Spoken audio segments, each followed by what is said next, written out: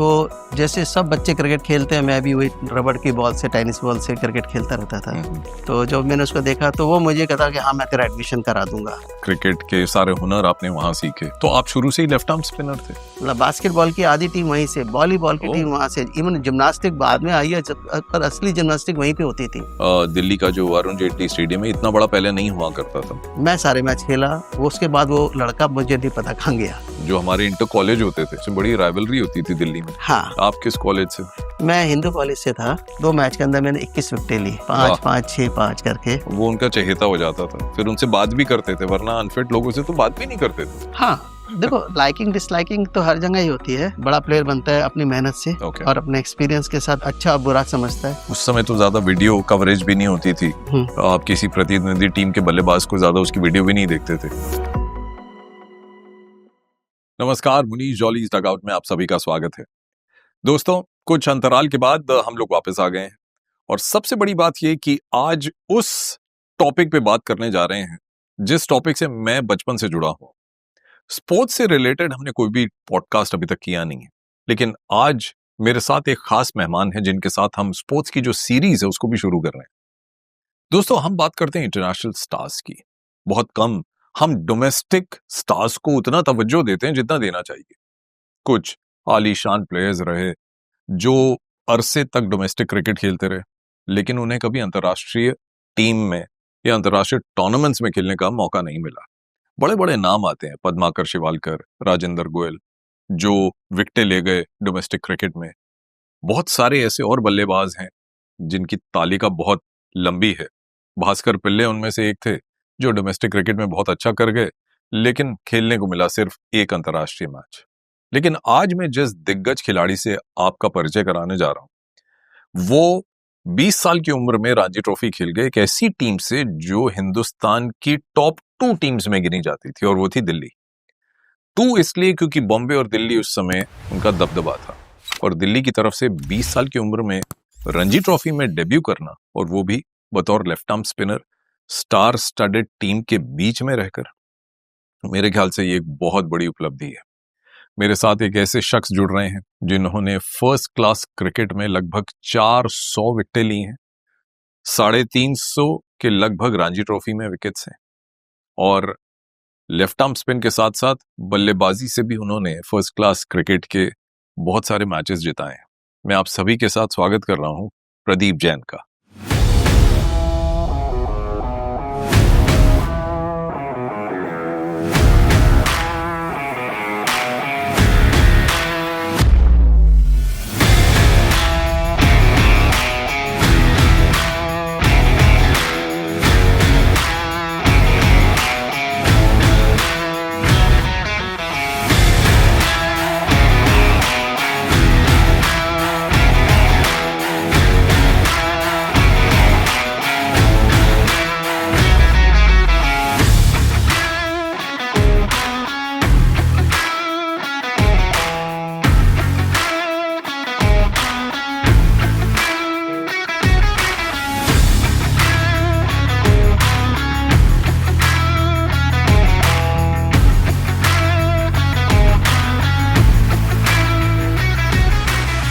स्वागत है भैया आपका। Thank you Manish. सबसे पहले तो बहुत बहुत शुक्रिया कि आप ने समय निकाला और यहाँ पॉडकास्ट में आए। लेकिन एक जर्नी जिसके बारे में बहुत सारे लोग नहीं जानते, जो आपके बचपन की जो जर्नी थी। सब लोग जानते हैं आपकी उपलब्धियां क्या हैं, लेकिन आपकी बचपन की जो जर्नी है वो कैसे शुरू हुई, और एक जिसे कहते हैं फैमिली बैकग्राउंड और उस समय कंट्री का बैकग्राउंड क्या था, वो थोड़ा आप बताइए। देखो, मैं एक मिडिल क्लास फैमिली से हूँ, और मेरे फादर सरकारी नौकरी, मतलब इस गवर्नमेंट प्रेस मिंटर रोड पे थे, और मैं दिल्ली में ही पैदा हुआ हूँ। आर.के. पुरम के पास एक जगह है नेताजी नगर। तो नेताजी नगर में था तो क्या सरकारी मकान था, तो वहाँ स्क्वायर होते हैं। स्क्वायर मकान के अंदर एक छोटा सा एरिया होता है जहाँ पे खेलने की जगह होती है, हर एक उसके अंदर ब्लॉक्स होते हैं जी। तो जैसे सब बच्चे क्रिकेट खेलते हैं, मैं भी वही रबड़ की बॉल से, टेनिस बॉल से क्रिकेट खेलता रहता था। तो वहाँ पे क्या है कि जब भी मौका लगा अपना क्रिकेट खेला और उसको एंजॉय करा। और ये नहीं खाली क्रिकेट, सारे गेम जितने भी एक रूरल गेम्स होते हैं, उस जमाने में पैसा नहीं होता था। रूरल गेम्स है, जैसे सीजन चलता है वैसे ही गेम चलते हैं, बदलते रहते हैं। हाँ बदलते रहते हैं। तो वो आपके वो टायर चलाने से लेकर और कंचे खेलने तक, लट्टू चलाने से लेकर क्रिकेट खेलने तक। तो वो एक जैसे होता है, वो एक स्मार्टनेस आपको पैदा कर देता है। और एक नेचुरल उसमें क्या हुआ कि अब जब गवर्नमेंट मकान में रहते हो तो वहाँ पर ये सब चीज़ जो फ्री में, जो आजकल पैसे देके होता है, वो आपके पास वो ग्राउंड के अंदर फ्री में मिल जाता है आपको। जैसे कि आपको फिटनेस करने के लिए कुछ भी चीज़ है, तो बड़े को देखते गए और खेलते गए। और उस समय मिट्टी से बड़े जुड़े रहे ना, मिट्टी के गेम्स आप सारे बता रहे हो, पिट्टू हो गया, टायर चला रहे हैं, कंचे खेल रहे हैं, तो मिट्टी से जुड़ा हुआ वो खेल था। यस, वो भी है। और आज भी मैं मिट्टी से ही जुड़ा हुआ हूँ और मिट्टी बहुत प्यारी लगती है मुझे, और मुझे एनवायरनमेंट बहुत अच्छा लगता है। तो ये क्रिकेट में जब आप आए एक प्रोफेशनल सर्किट में, उससे पहले तो कोचिंग की जरूरत थी और एक कोचिंग सेंटर और एक गुरु अच्छा ढूंढना था, तो वो सफर कैसा रहा और कहाँ पहुंचे आप फिर? वो एक लक है कि मैं स्कूल के अंदर था, तो मेरे जो साथ वाली सीट पे एक लड़का बैठा हुआ था, उसका नाम अपिंदर है, जिसको शायद आप भी जानते होंगे। लेफ्ट। तो हम एक ही डेस्क पे, तो उसके पास मैंने यूनिफॉर्म देखी, तो मैंने उससे पूछा कहाँ जाता है, कहता है नेशनल स्टेडियम। तो मुझे नहीं मालूम था ये कहाँ है जगह। ये यूनिफॉर्म क्रिकेट की थी? हाँ, क्रिकेट की थी। और वो पहन के क्लास में वो उसने अपने बैग में रखी हुई थी। अच्छा। हाँ, अच्छा। तो जब मैंने उसको देखा तो वो मुझे कहता कि हाँ मैं तेरा एडमिशन करा दूंगा। ओके। तो बस वो मुझे वहाँ ले गया, नेशनल स्टेडियम के अंदर ले गया। वहाँ पर भटनागर साहब होते थे। ओके। वीरेंद्र भटनागर जी, जो स्पोर्ट्स अथॉरिटी ऑफ इंडिया के कोच होते थे, और गुरचंद साहब होते थे। गुरचंद साहब उस टाइम नेशनल कोच, मतलब कहीं ना कहीं बाहर एंगेज होंगे, तो भटनागर साहब ने मुझे उस टाइम सेलेक्ट किया था उसके अंदर। हमारे द्रोणाचार्य अवॉर्डी गुरचरण सिंह जी। जी हाँ। ओके। तब आप कितने साल के थे? मैं लगभग 14.5 साल का था। ओके। जब मैंने फर्स्ट टाइम क्रिकेट की बॉल को पकड़ा। उससे पहले मैं कॉर्क की बॉल को थोड़ा सा अपनी कॉलोनी में खेलता था। कॉर्क की बॉल तो शायद आज की जनरेशन समझ भी ना पाए कैसी है, तो भारी बॉल होती थी। हाँ, और कभी कभी उससे हॉकी भी खेली जाती थी। हाँ, यदि आप यंगर एज की बात करें, या जी जी।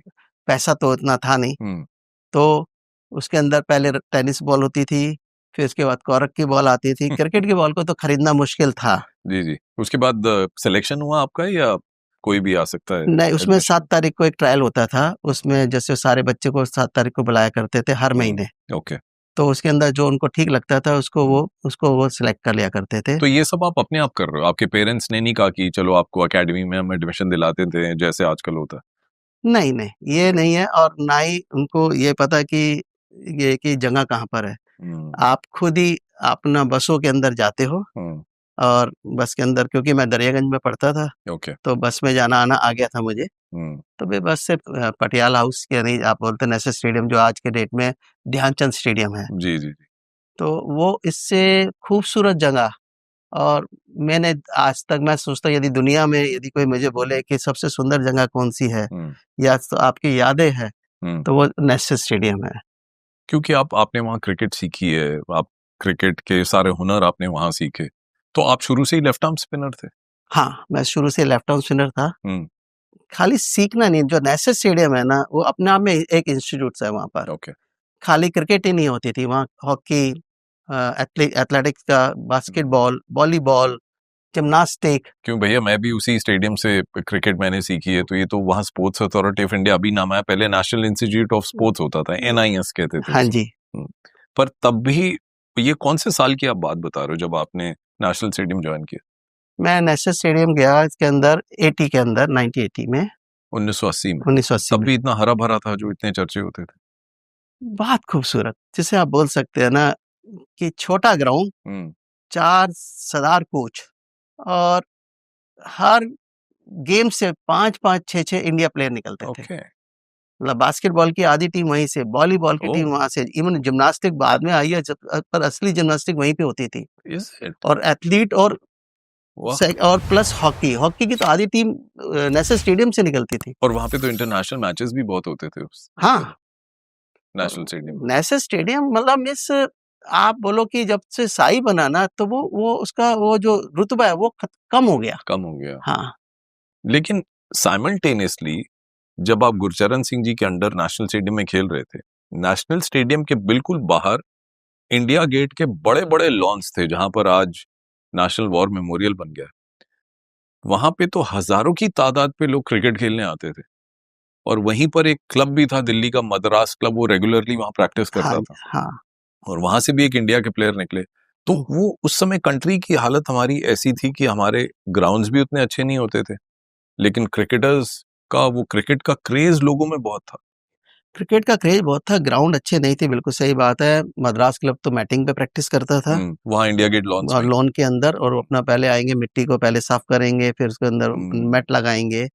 और हम लोग क्या होता है कि हम लकी थे कि हम एनएस के अंदर थे, जहाँ पर गुरचंद साहब और भटनागर साहब से मतलब होता है ना, सुबह 8 बजे आ जाना, जबकि उनकी ड्यूटी 2 बजे शुरू होती थी। अच्छा। हाँ, पर वो 8 बजे आके ग्राउंड में पानी लगवाना, और 12 बजे तक 1 बजे तक विकेट सूखेगी, जब 2 बजे आपको अच्छी विकेट मिलेगी।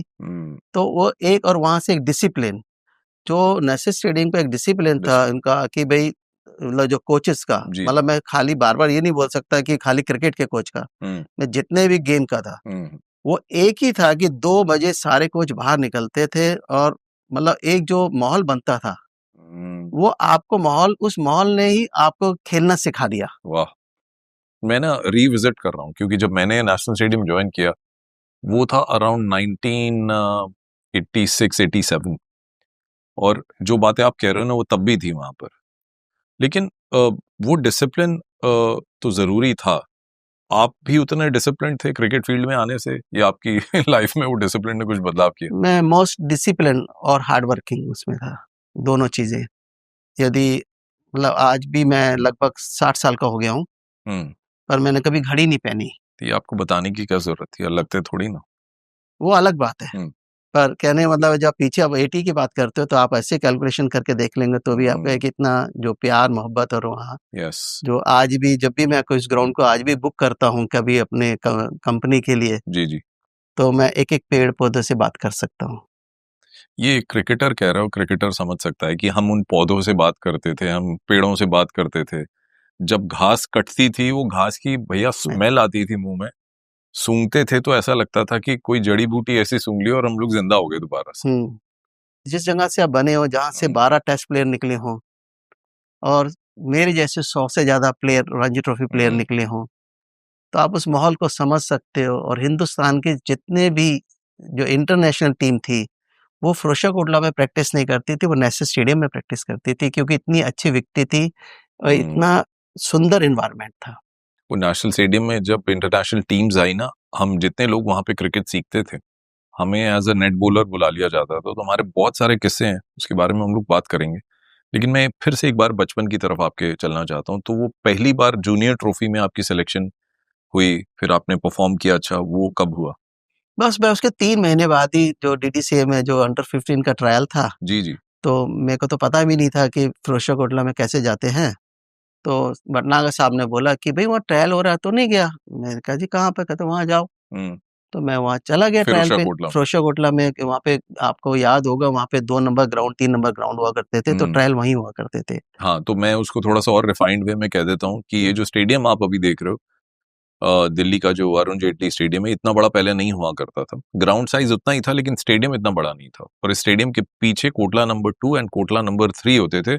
और कोटला नंबर 3 जो था, वो वहां पे एक बस स्टैंड है भैया, वहां दिल्ली गेट का बस स्टैंड। दिल्ली गेट का बस स्टैंड, हाँ, तो वो बस अड्डा कोई टर्मिनल था अम्बेडकर स्टेडियम के पीछे। तो वहां पे प्रैक्टिस विकेट्स होती थी, और वहीं पे रणजी ट्रॉफी टीम की प्रैक्टिस होती थी।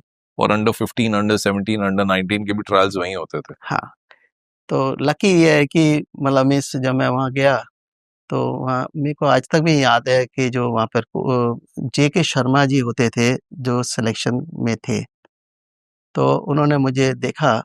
और फिर मतलब मिस में फिर वो जर्नी वहाँ से है कि जो, जबकि 1 साल पहले वहाँ पर एक लड़का था जो ऑलरेडी नॉर्थ जोन खेला हुआ था। जी। तो मैं ऐसे बोला सुनता था कि बोलते थे कि ये तो मतलब ये तो ऑलरेडी एक अंडर 15 खेल रहा है। तो आप बिलीव करोगे, मैं सिलेक्ट हुआ, मैंने परफॉर्मेंस बहुत अच्छी करी, और मैं सारे मैच खेला। वो उसके बाद वो लड़का मुझे नहीं पता कहाँ गया। अरे, हाँ। पर वो जो अंडर 15 जब आप खेले, तो आपके ग्रुप में कौन कौन से ऐसे प्लेयर थे जो आगे चल के शायद डोमेस्टिक क्रिकेट में या इंडिया की टीम में आए? डोमेस्टिक के अंदर वो सारा बैच ही बहुत अच्छा था। ओके। जिसमें अभय शर्मा, जो अब युगांडा के कोच बने। हाँ, तो वो बहुत विकेट कीपर बैट्समैन था। मिडिल ईस्ट की भी किसी टीम के कोच बने थे, जी, फील्डिंग वो भी कोच था। बने। और ये भी महिला, हमारे जो सीनियर महिला टीम है, इनके भी रहे। और इंडिया एक सब में उन्होंने कहीं ना कहीं उन्होंने अच्छा किया, अभय क्योंकि शर्मा थे और संजय शर्मा, मिरांडा करके लड़का अच्छा खेलता था, मन्नू नैयर थोड़ा आगे पीछे थे हमारे पास। एक सोनार क्लब का था शशिकांत, ये ब्रिलियंट विकेट कीपर शशिकांत, मतलब इज आउटस्टैंडिंग विकेट कीपर। तो यानी उस बैच के अंदर से हम 7-8 लड़के जो थे वो रणजी ट्रॉफी में आगे पीछे, मतलब मिस आगे पीछे आए, पर उसमें काफी लोग ऐसे हुआ कि फिर दूसरी स्टेट में खेलने चले गए। ओके। तो जब आपने ये जूनियर ट्रॉफीज खेली, धीरे धीरे आपने परफॉर्म भी अच्छा किया होगा कॉलेज लेवल में भी। उन दिनों जो हमारे इंटर कॉलेज होते थे उसमें बड़ी राइवलरी होती थी दिल्ली में। हाँ, आप किस कॉलेज से? मैं हिंदू कॉलेज से था। और भाई के बाद मिल रहा है, बड़े सालों के बाद हिंदूआइट से मिल रहा है। तो मैं हिंदू कॉलेज में, मेरे बैच के लड़के जो थे वो खालसा कॉलेज में सब चले गए, अभी शर्मा, जितने संजय शर्मा, ऐसे जो लड़के थे उस टाइम पे, विराज बिष्ट, तो ये सब वहाँ चले गए। तो उसमें भी एक किस्सा है कि जब मैं कॉलेज में गया तो फिर इन्होंने मुझे बोला कि हमारी टीम अच्छी हो जाएगी, तो मैं हिंदू कॉलेज में एडमिशन ले चुका था। तो कह रहे यार तू वहाँ आ जाएगा तो अच्छा। तो मैं अपने कोच जो हमारे डीपी होते थे मिस्टर दत्ता साहब, ओपी दत्ता जी, तो मैं उनके पास गया कि सर ग्रेट मैन भैया, ग्रेट मैन, और मैं कहता हूँ कि कुछ कंट्रीब्यूशन में मेरी लाइफ के अंदर है तो उनका भी है। तो मैंने बोला मुझे माइग्रेशन चाहिए, तो बोला कि माइग्रेशन तो दे दूंगा, जैन 1 साल मेरे कहने से रुक जा। और मैं 1 साल के बाद जब मैं, मतलब 1 साल उस साल में रुक गया, तो मुझे समझ में आ गया कि हिंदू कॉलेज क्या है और खालसा कॉलेज क्या है। और हार-जीत अलग मैटर है कि हम फाइनल तक पहुँचे, हम फाइनल में पहुँचे। और आप बिलीव करोगे कि मैंने 2 मैच के अंदर, जो सेमीफाइनल और फाइनल, 2 मैच के अंदर मैंने 21 विकेटें ली, 5-5, 6-5 करके।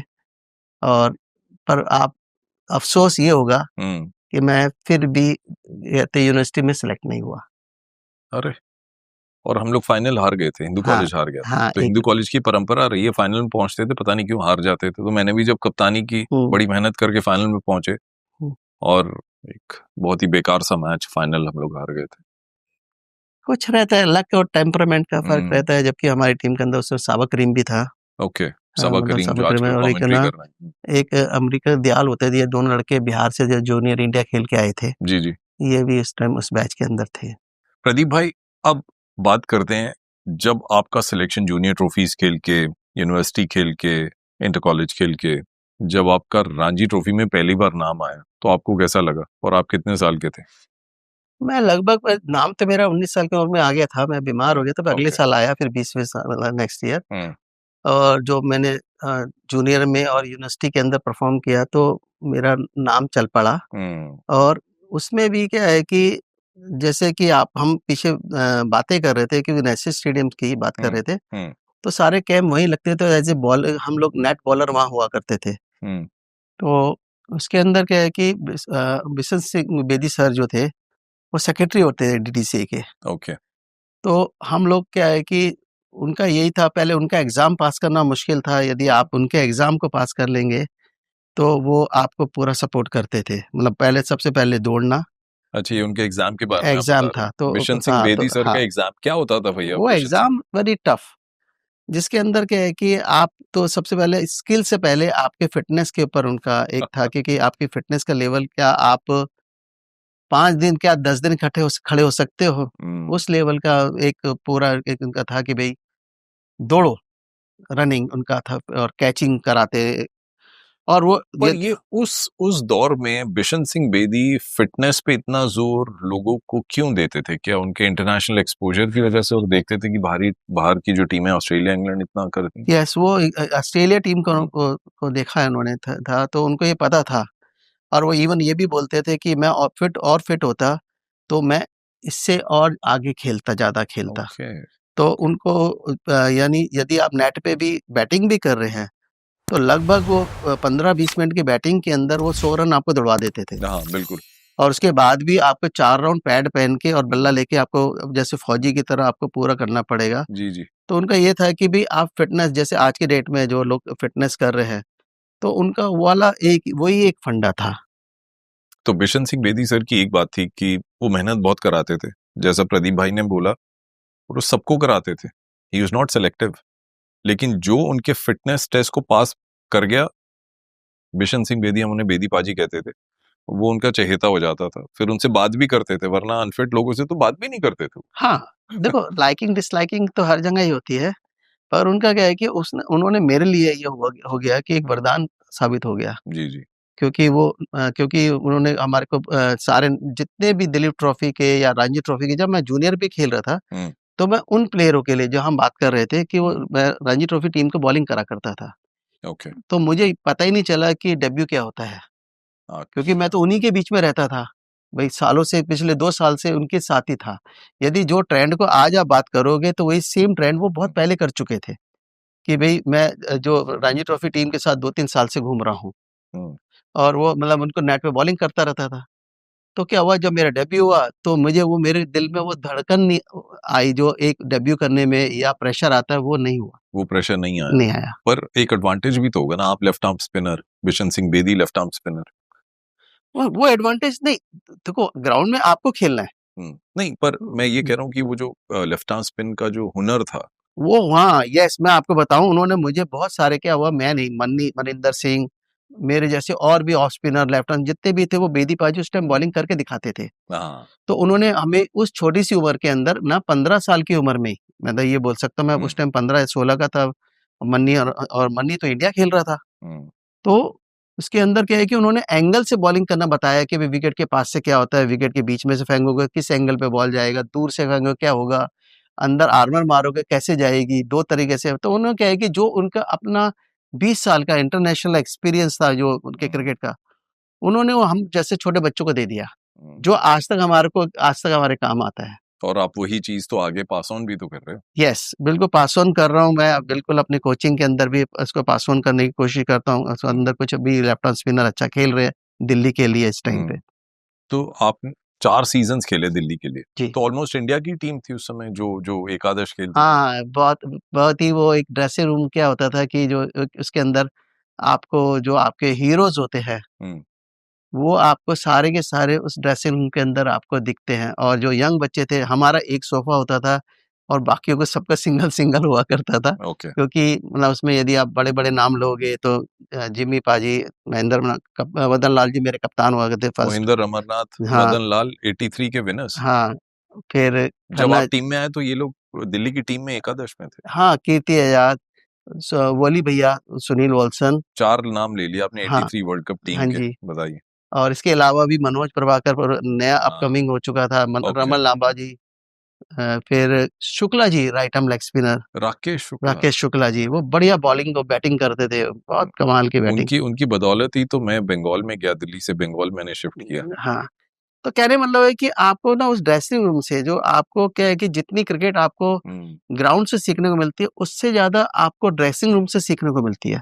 ये थोड़ा बताइए कैसे? मतलब ड्रेसिंग रूम में सीखने को मिलती है, ड्रेसिंग रूम में तो सब आराम से चुपचाप बैठते होंगे, एक-दूसरे की खिंचाई नहीं, किया या कुछ किया? नहीं, क्या होता है कि बड़ा प्लेयर ऐसे नहीं बनता। हुँ, बड़ा प्लेयर बनता है अपनी मेहनत से ओके। और अपने एक्सपीरियंस के साथ, अच्छा बुरा समझता है।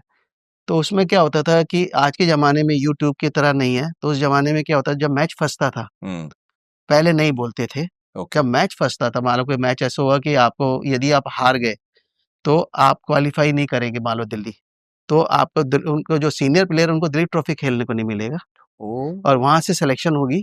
तो क्या करते हैं, जैसे ही मैच फँसता था तो यंग बच्चा, तो वो क्या होता था, जो ड्रेसिंग रूम आपको, आपने देखा होगा फिरोजशाह कोटला का जो ड्रेसिंग जी, ऊपर से जी। शीशे वाला, जी, जी, जी। वो वहाँ नहीं बैठे मिलते थे फिर। वो जो ग्राउंड की, जो उस टाइम पे तो रस्सी होती थी ना, हुँ, रस्सी के वहाँ कुर्सी पे बैठे मिलते थे, जो जितने भी सीनियर प्लेयर हैं। जिसको अ, आज लोगों ने डग आउट बना दिया। हाँ, और वो जो शीशे वाली जगह प्रदीप भैया बता रहे हैं, वो विलिंगडन पेविलियन शायद आज भी हाँ लिखा जी, हुआ है। हाँ जी। वो हिस्टोरिक है, एक बहुत पुराना, जब सबसे पहले स्टेडियम बना था, ये तब का है। तो उसमें वहाँ बैठ के वो वहाँ से आवाज़ देते रहते थे, शाबाश, शाबाश, खेलता रहे। तो मतलब इस कहने मेरा पॉइंट ये है कि वो वहाँ से उस टाइम आपको ना, हुँ, अपनी बेस्ट ऑफ बेस्ट नॉलेज वहाँ से हुँ, क्या बोलना है, वो ऐसे लगता था आपको बहुत सामने से बोल रहे हैं, और वो जब तक मैच खत्म ना हो जाए, हुँ, वो वहाँ से उठते नहीं थे। हुँ, तो वो टाइम आपको बहुत अच्छा टाइम होता था सीखने का। तो हुँ, वो आपको पता चलता है कि प्रेशर में कहाँ ये गलती नहीं करनी। यदि जिस दिन आपको ये पता चल जाए कि यार मुझे ये नहीं करना, तो आप उस दिन प्लेयर बन जाते हो।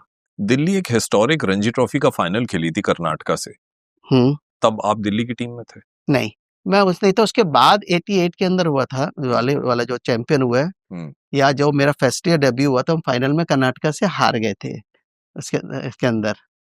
और फिर 88 के अंदर जो हुआ था, एक जो हम जीते थे। अच्छा, क्योंकि हम लोग हर बारी कहीं ना कहीं सेमीफाइनल की, दिल्ली की टीम जो बनती है सेमीफाइनल टीम तो वैसी होती थी, तो पहुंच ही जाते, क्योंकि इतना अच्छी टीम होती थी वो वाली। अच्छा, वो हिस्टोरिक फाइनल से पहले दिल्ली हार भी चुकी है? हाँ, कर्नाटका से। हाँ जी, बड़ा हिस्टोरिक फाइनल था। हाँ। लेकिन भैया, आपके बहुत सारे मैचेस हुए हैं रणजी ट्रॉफी में, कुछ ऐसा एक इंसिडेंट बताइए कि कोई बहुत बड़ा मैच से पहले कोई इंपॉर्टेंट कोई ऐसा मैच हो, जैसे आप मुझे बता रहे थे कि जम्मू कश्मीर के खिलाफ आप लोग खेलने गए थे, तब आप हरियाणा आ गए थे।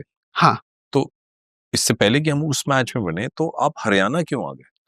क्योंकि आप देखेंगे कि मनिंदर सिंह लगभग 17 साल की उम्र में आया, और वेरी वेरी टैलेंटेड, मतलब कमाल का बॉलर, कमाल का फील्डर। और ये उसी साल आया जिस साल इंडिया ने वर्ल्ड कप जीता था, 1983 में, क्योंकि उनका डेब्यू पाकिस्तान में हुआ था। हाँ पाकिस्तान के खिलाफ। हाँ, पाकिस्तान के खिलाफ हुआ था।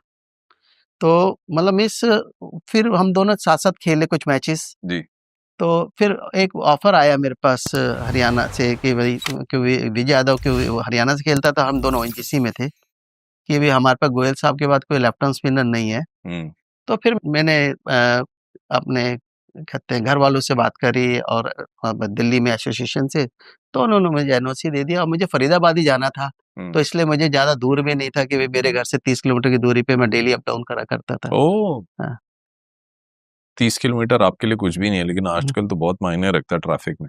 तो हरियाणा में आपको नहीं लगा कि उस समय हरियाणा एक दिल्ली के मुकाबले नॉर्थ जोन में एक हल्की टीम थी, और वहां से अगर इंडिया खेलना है तो थोड़ा मुश्किल था? ऐसा उस टाइम पे आप उस इससे सोचते नहीं हो, सिर्फ आप ये सोचते हो कि मेरा काम है परफॉर्म करना, तो शायद मुझे चांस मिलेगा। छोटी स्टेट और बड़ी स्टेट का तो नहीं माइंड में आया मेरे। तो यदि वहां पर खेलने को मिले, हाँ, दूसरा खेलने को मिले, दूसरा क्या है कि हम जब दिल्ली से खेलते थे, जी। तो हम हमेशा 3 फास्ट बॉलर से खेलते, क्योंकि आपने याद होगा फिरोजशाह कोटला में हमेशा 3 फास्ट बॉलर पे होंगे, और तीनों ही ऑलराउंडर थे। तो इसलिए कोई ऐसा कोई पॉइंट ही नहीं था, वो हमेशा ग्रीन विकेट बनती थी, तो आपको एज ए स्पिनर आपको ओवर बहुत कम मिलते थे। यदि आप पहले मेरे 22 मैच देखोगे, तो मैंने सिर्फ एक बार ही ऐसा होगा जो मैंने 15-20 ओवर डाले होंगे, या मैंने जिसमें 5 विकेटें ली हैं। Otherwise 8 over, 10 over, 1 out, 2 out करना, क्योंकि ड्रिंक से पहले 1 ओवर मिल गया, लंच से पहले 1-2 ओवर मिल गए, तो ऐसे एक-एक करके फिर लास्ट में शाम के 1-2 ओवर मिले, तो क्या होता था कि वो आपको एस्टेब्लिश करते थे। पर हाँ, मैं इसमें क्योंकि हमारे कप्तान मदन लाल जी थे, और वो तो बड़े great player, means very senior, तो उनको ये पता था कि, मतलब मैंने उनके मुँह से सुना था कि इसको बच्चे को हम ना नॉकआउट के लिए तैयार कर रहे हैं। अरे वाह! हाँ, तो मतलब कहने का मतलब है कि टीम बनाना एक बहुत जो इम्पोर्टेंट चीज़ है, कि टीम को बनाना क्या चीज़ होती है, जो आजकल मिसिंग भी लगता है।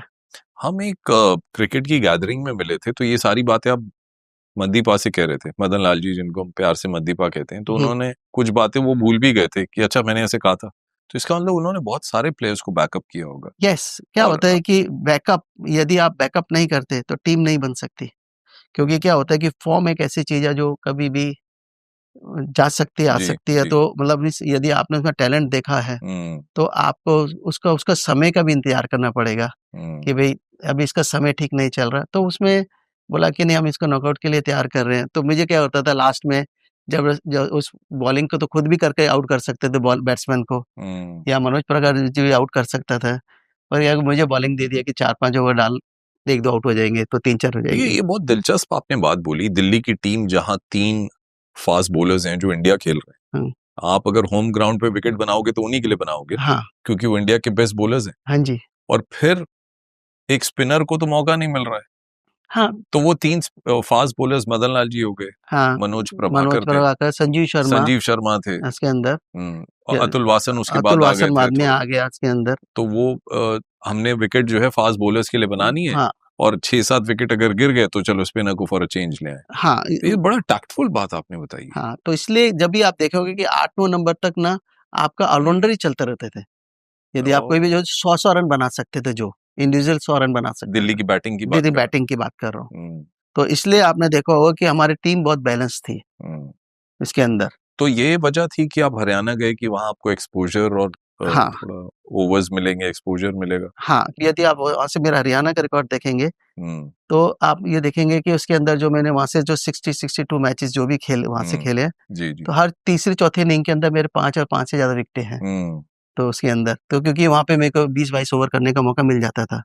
तो हरियाणा में आपको कोई ना कोई तो होगा ना जो आपको पसंद करता होगा, जो बैक करता होगा आपको। इसमें क्या है कि वहाँ पर उस टाइम पे क्या होता है कि मैं चौधरी साहब से मिला था। क्या हुआ कि वहाँ पर चौधरी मीन्स चौधरी रणबीर सिंह महिंद्रा साहब, जो ओके। बीसीसीआई के प्रेसिडेंट भी बने थे जी जी बाद में। जी। तो मेरे को विजय यादव लेके गया था, क्योंकि विजय हम्म यादव मेरे साथ ओएनजीसी के अंदर था।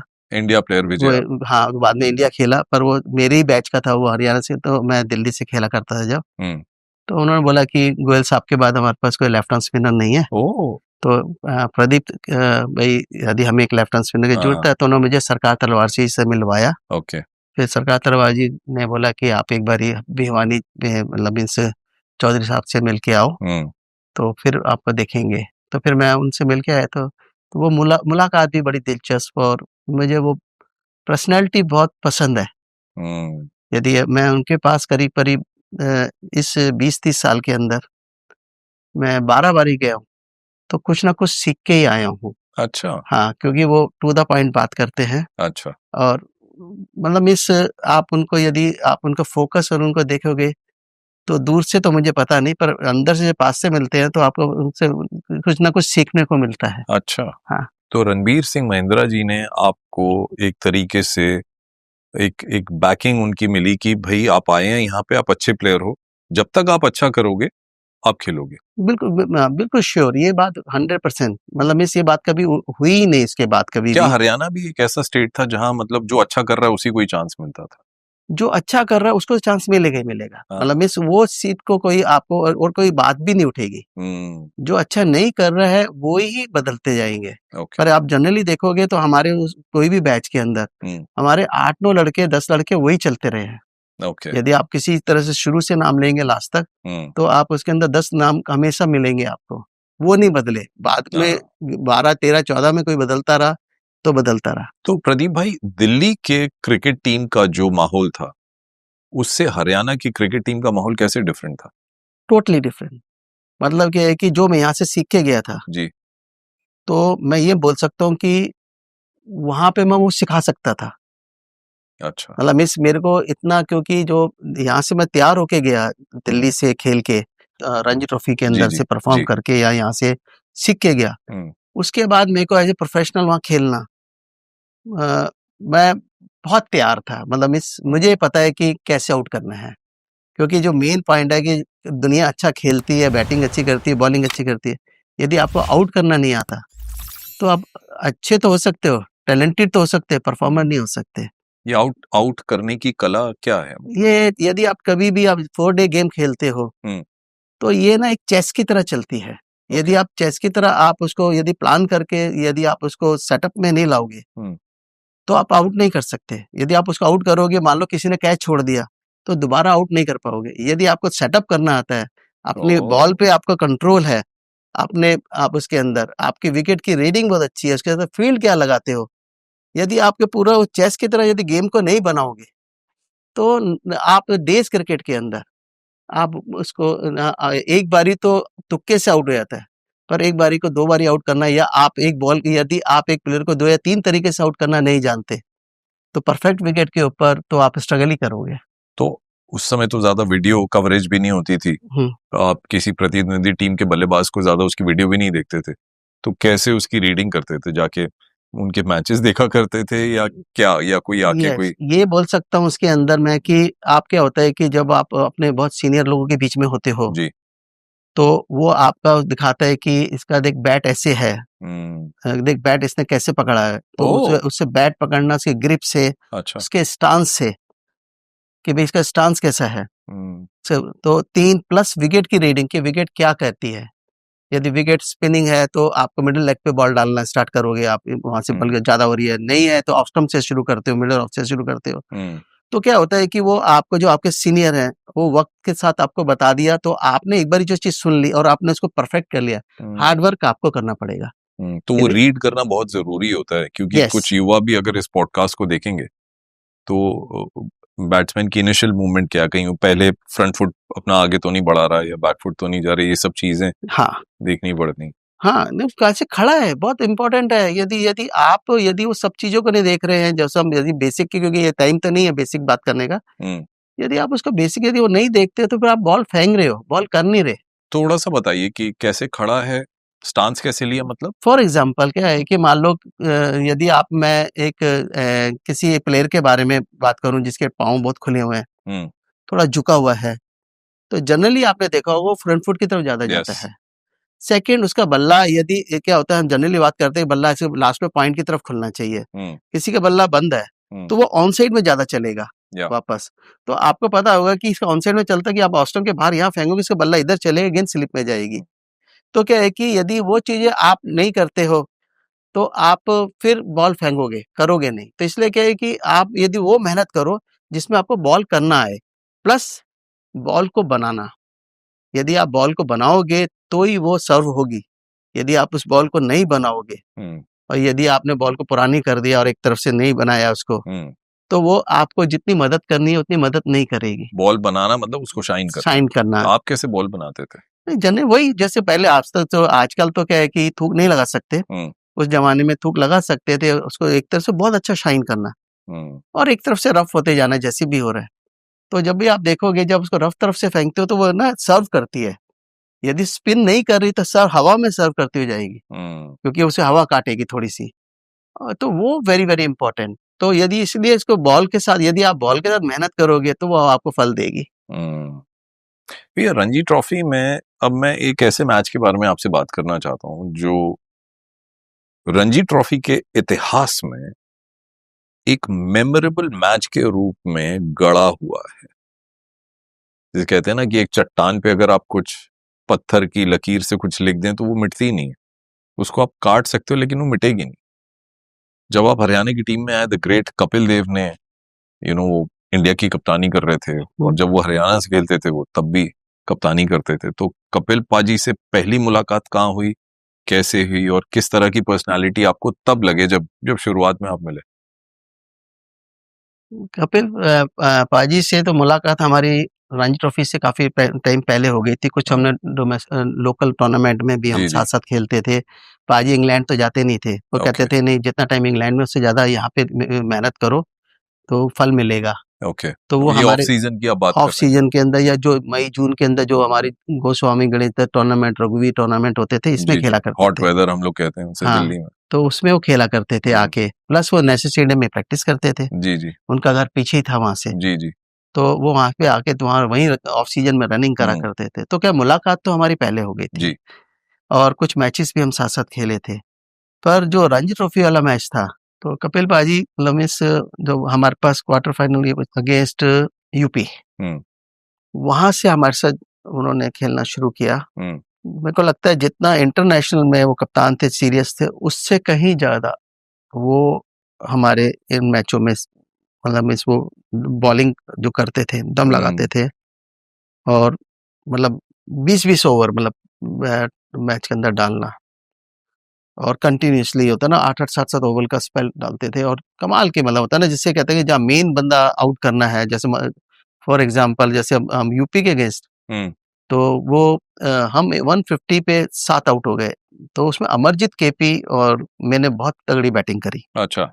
हमने 170 रन की पार्टनरशिप कर दी। अरे हाँ, और केपी ने 170 समथिंग रन बनाए थे। वाह। और मैंने जस्ट 37 रन बनाए थे एक दिन खेल के। आप खड़े रहे दूसरी? हाँ, मतलब मैं खड़ा रहा एक दिन पहले लंच टी से लेके अगले टी तक। सॉरी, ये क्रिकेट की भाषा है कि आप एक तरफ खड़े रहे। क्योंकि हम क्रिकेटर्स हैं ना, इसलिए ये भाषा यूज करते हैं, तो आप लोग भी यूज टू हो जाओगे उसके।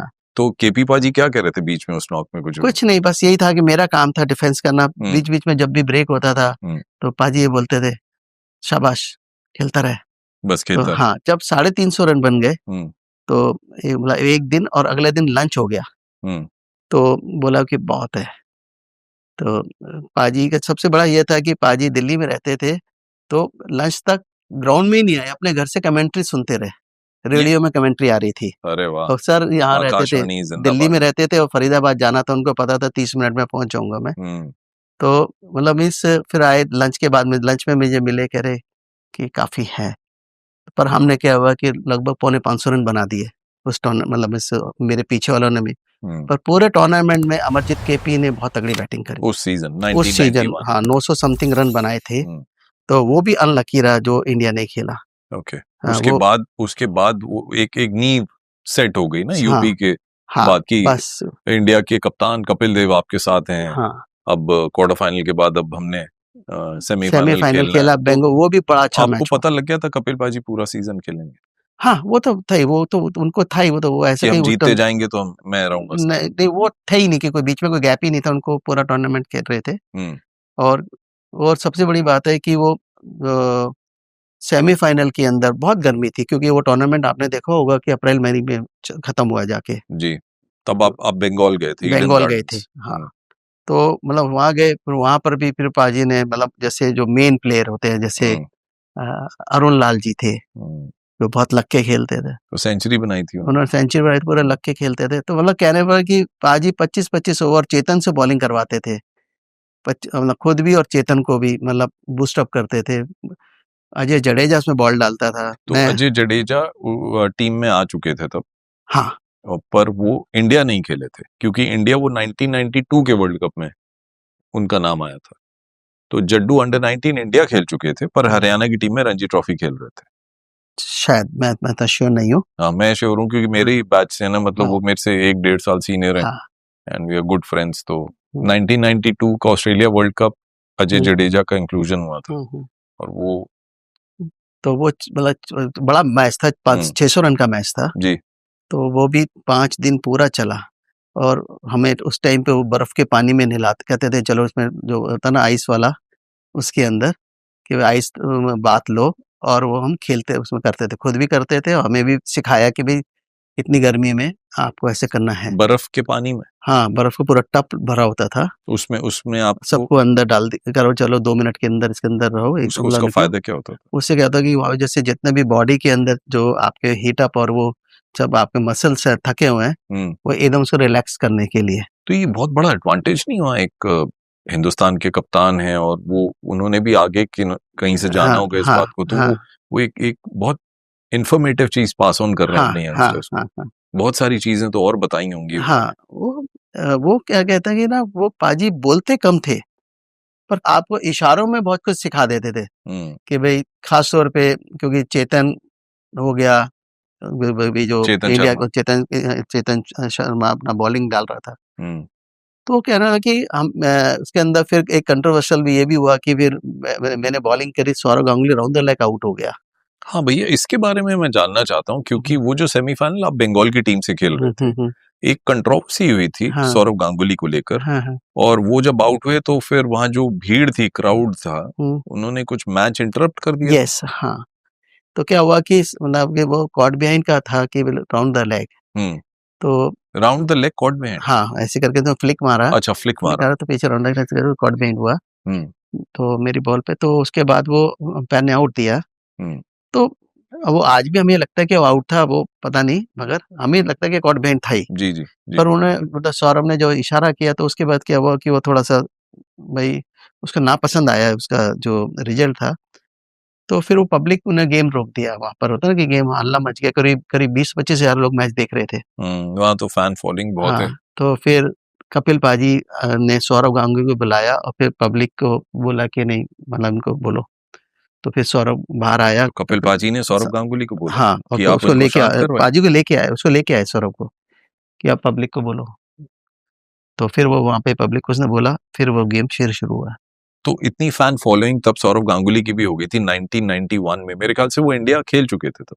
हाँ, खेल चुका था, तो वो एक हीरो बन गए थे हीरो था, बंगाल के लिए। हाँ। और फिर कलकत्ता में मैच हो रहा था, और पर उससे ज्यादा तो कपिल देव को तो बहुत ज्यादा, पाजी को तो बहुत ज्यादा लोग पसंद करते हैं उधर बंगाल में। बिल्कुल सही कहा आपने, क्योंकि जब मैं भी बंगाल में खेलता था तो कपिल देव का नाम सुन के आपको, मुझे भैया माफ करना मैं ऐसे बोल रहा हूँ कि आपको मालूम है या नहीं, लेकिन एक ऑफ सीजन कपिल पाजी फुटबॉल खेलने गए हैं बंगाल में, और ईस्ट बंगाल क्लब के लिए उन्होंने जर्सी पहन के फुटबॉल मैच खेलने के लिए उतरे।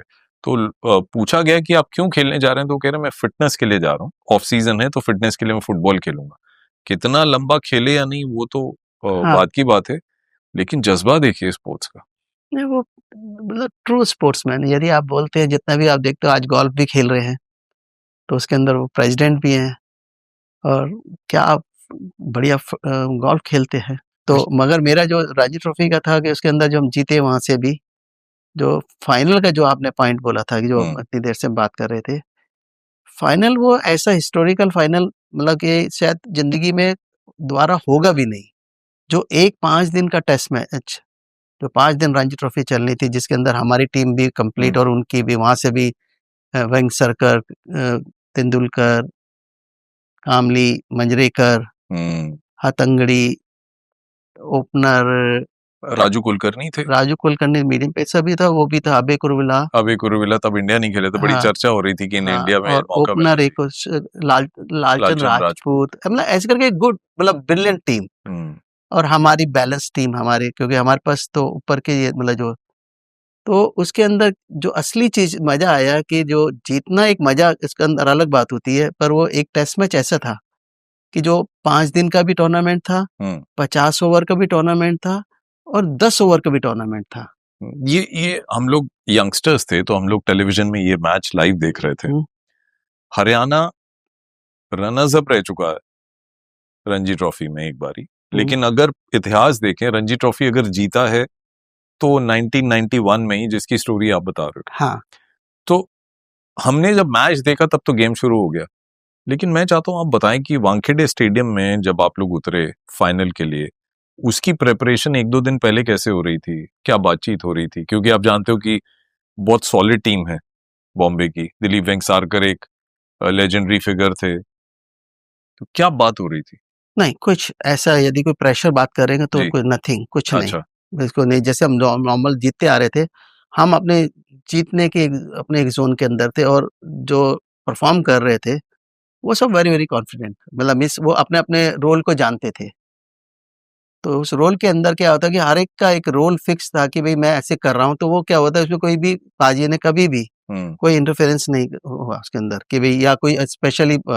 हाँ, एक एग्जांपल इसमें यह है कि मैं ना बॉलिंग कर रहा था, तो मेरे कंधे पे हाथ रखा है, बोले कि भाई बोल, तो इशारा ऐसे कर रहे थे जैसे कि मैं बैट्समैन की तरफ देख रहे थे, साइकोलॉजिकल, कि जैसे कोई कमी गलती पकड़ ली है बैट्समैन की और मुझे बता रहे हैं, लेकिन कहा उन्होंने पर कुछ और। क्या मुझे रहे थे कि भाई हम ओवर फास्ट चल रहे हैं और थोड़ा सा आराम से बॉलिंग करियो। इसको थोड़ा सा रिवाइंड करते हैं। हरियाणा, तब बॉम्बे कहते थे, मुंबई नहीं कहते हाँ, थे, बॉम्बे का ये रणजी ट्रॉफी का फाइनल है। हम्म, बॉम्बे का इतिहास देखते तब तो बहुत सारी चैंपियनशिप्स उन्होंने जीत ली थी, बहुत सारे टेस्ट प्लेयर्स निकले थे, और अभी तो आपने संजय मंजरेकर, विनोद कामली तब इंडिया नहीं खेले थे, वो इंडिया अंडर 19 खेले थे अजय जडेजा के साथ, सचिन खेल चुके थे, पाकिस्तान का टूर करके आ चुके थे, तो इंडिया के प्लेयर बन ही चुके थे। लेकिन क्या हुआ, आपने पहले हरियाणा ने जब बल्लेबाजी की तो पहले 522 रन बनाए, एक दीपक शर्मा आपके ओपनर होते थे, 199 पे आउट कैसे हो गए? दीपक शर्मा उसके अंदर, क्योंकि दीपक शर्मा ने 199 बनाया था और जो पहले 126 रन थे जी, मतलब कि उसके अंदर कम से कम 3 या 4 कैच छूटे थे। सारे चेक हो गए थे, फर्स्ट स्लिप मतलब विकेट कीपर से लेकर फर्स्ट सेकंड स्लिप सब चेक हो गए थे। चेक हो गए और मतलब टेस्टिंग हो गई टेस्टिंग हो गए थे, सबसे छूट गया था। और उसमें एक और चीज है, उसमें बोल्ड भी हुए तो वेल्स नहीं गिरी। अरे हाँ, उस तो मैच में उस मैच में तो जो पहला दिन था, जो 126 रन फर्स्ट डे बनाए थे उन्होंने 126 हाँ, बनाए। हाँ दीपक ने, पर जो नेक्स्ट डे उसमें जो रेस्ट रन थे वो बहुत बढ़िया रन थे, मतलब पर उसमें उनका खेलने चांसलेस का थे। स्टाइल यही था क्या? हाँ, उनका खेलने का उड़ा स्टाइल के खेलते थे? नहीं, वो उसका क्या था कि कुछ अपना एक अलग स्टाइल था उसका खेलने का दीपक अच्छा, का, कि पर अपने रन्स बहुत बनाता था, रन्स बना। अपनी विकेट की वैल्यू बहुत रखता था वो। उसमें जब वो 199 पे आउट हुआ तो एक मतलब वेंगसरकर ने ना जैसे ना जमीन पे मतलब हाथ जोड़े कि भाई अच्छा आउट हो गया ये। पर ये है कि हमारे लिए बहुत काम के रन थे। 199 मतलब फाइनल में 190 रन बनाना बहुत बड़ी बात होती है। और वैसे भी पूरे सीजन के अंदर बॉलिंग बैटिंग से दीपक अपना रोल अदा करता था। दीपक हो गया और अमरजीत केपी राजेश पुरी। उस पहली इनिंग में अजय जडेजा का भी 100 सेंचुरी जो है मिस हो गई थी, 94 बनाए थे, कुछ बनाया था। और उसके बाद चेतुपाम कहते हैं चेतन शर्मा को, और नीचे आके उन्होंने 98 पे वो भी आउट हो गए। नहीं, ये क्या था, ये ना बड़े जुझारू प्लेयर थे। मतलब जैसे आप बोलो ना कि चेतन को बोलोगे, अजय जडेजा तो मैं कहता हूँ कि मोस्ट ब्रिलियंट जो ब्रेन है ना क्रिकेट का, वो अजय जडेजा है। उसके अंदर कमाल का, वो दूसरे अपने जो प्लेयरों को जो जितना वो इजी कर देता है जी, उतना मैंने किसी और को इजी करते हुए नहीं देखा उसकी कप्तानी। जड्डू शुरू से ही ऐसा था। हाँ, जुड्डू क्या है कि एक ना नटखट का जो लड़का होता है ना, वो वैसे ही था।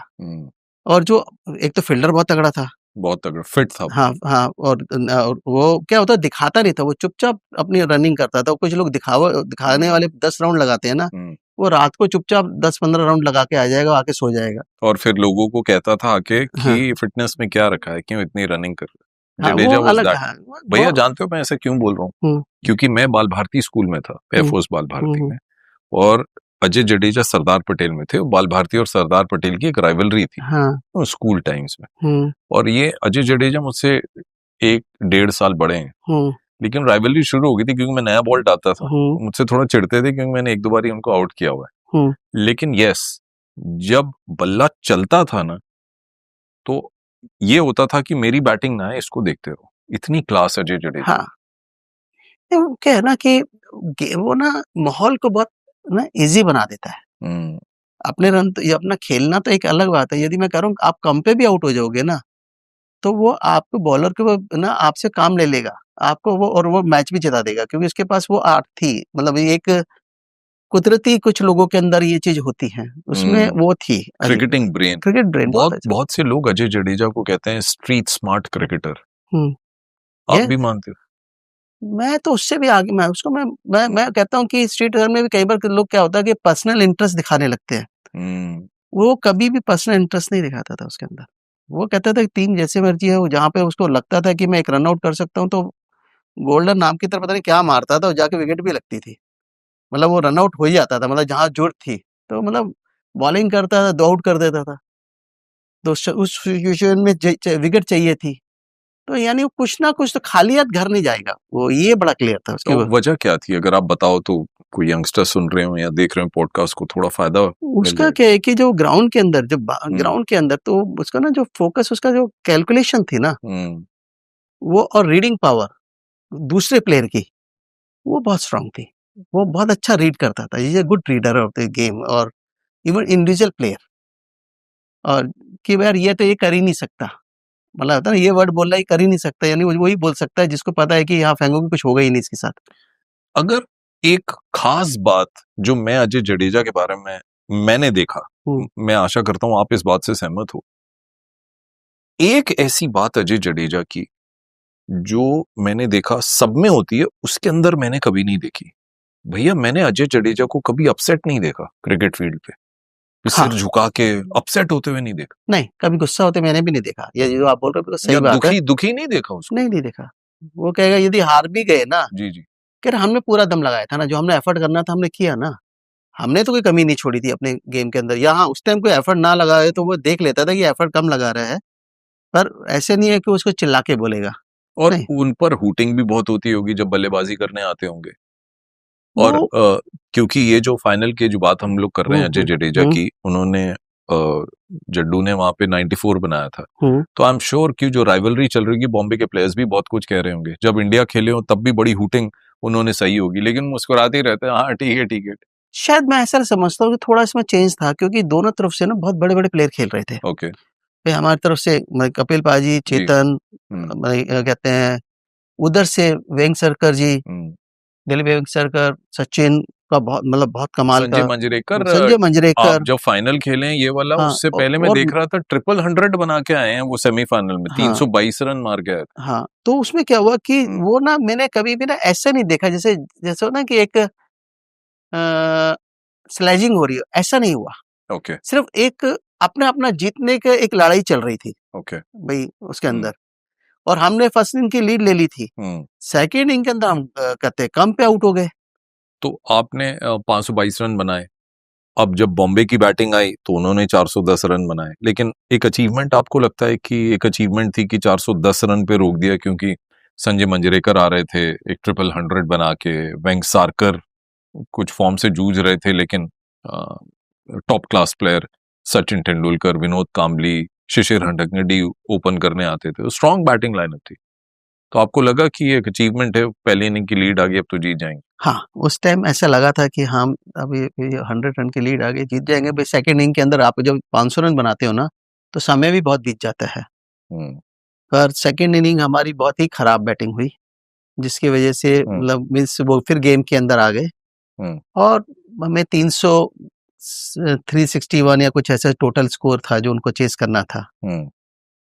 तो फिर मतलब ऐसे हुआ कि जब गेम शुरू हुआ, हमने हमारी तरफ से चेतन ने बहुत बढ़िया बॉल फेंका, 3 आउट कर रहे चेतन ने लंच से पहले। अच्छा, मतलब क्या, मतलब तेज डाल रहे थे, तेज स्विंग हो रहा था? बाउंसी, मतलब ऐसे करके कॉट बिहाइंड जैसे कहते हैं ना कि ऐसे, मतलब तो वजह क्या थी चेतुपा उस समय इतना? चेतन में एक ना चेतन में एक ऐसी क्वालिटी थी जो और फास्ट बॉलर में शायद नहीं थी। ओके। वो जितना छोटा मैच होता था ना, या जहां पे चैलेंज आता था, वहां बहुत तगड़ा लड़ता था वो, मतलब बॉलिंग से भी और अपनी बैटिंग से भी।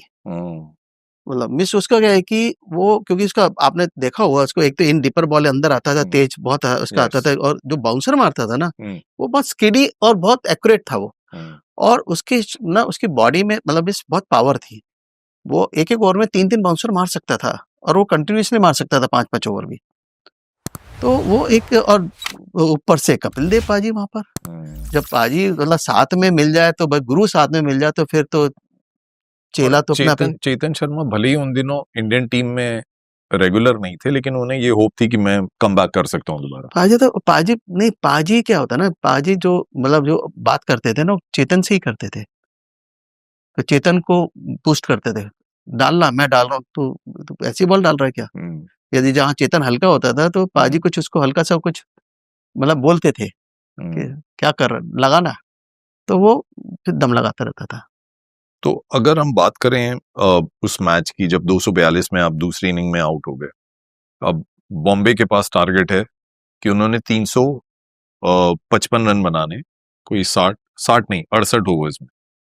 तब आप लोग टीम में क्या बात कर रहे थे कि ये तो बहुत बड़ा स्कोर है, कहाँ चेस करेंगे? हाँ, यस, बहुत बड़ा स्कोर है, क्योंकि देखो उस जमाने के अंदर यदि आप 50 ओवर का मैच पे खेलते थे ना, तो 250 रन बनते थे। ओके। भाई जनरली भी 5 रन के एवरेज से बनते थे उस टाइम पे। तो उस टाइम पे आपको लगा 300 भी है, ये भी कम नहीं है, मतलब पर आपको ये मालूम था कि सामने के जो प्लेयर हैं वो बहुत अच्छा बड़े प्लेयर है नाम वाले, खासतौर पे दिलीप वेंगसरकर और मांजरेकर, सचिन तेंदुलकर, कामली। पर आप जब बॉलिंग करने टीम उतरी, आपको लगा था कि बॉम्बे चेस करने जाएगी?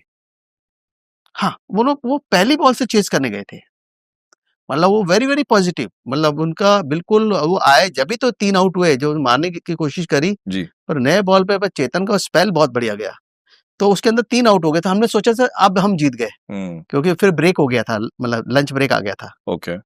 पर जैसे लंच ब्रेक के बाद जब सचिन और दिलीप वेंगसरकर जी ने बैटिंग करनी शुरू करी, उसके बाद वो कंटिन्यूसली 6-6, 5-5, 6-6, 7-7 रन बनाते रहे कंटिन्यूसली। अच्छा, वहां पे अब जो आपने बात बोली कि सचिन तेंदुलकर और दिलीप वेंगसारकर आ गए, सचिन ने मारना शुरू कर दिया शॉट, और उसमें एक ओकेजन था जहां कपिल देव आए एक स्पेल डालने के लिए, बड़ी तेज बॉल डाला, ऑफ स्टंप पे था, और सचिन ने एक बैक टू द बॉलर वो लॉन्ग ऑफ पे एक छक्का मार दिया, वो याद है आपको? हाँ, मैं ही खड़ा हुआ था लॉन्ग ऑफ पे। अच्छा।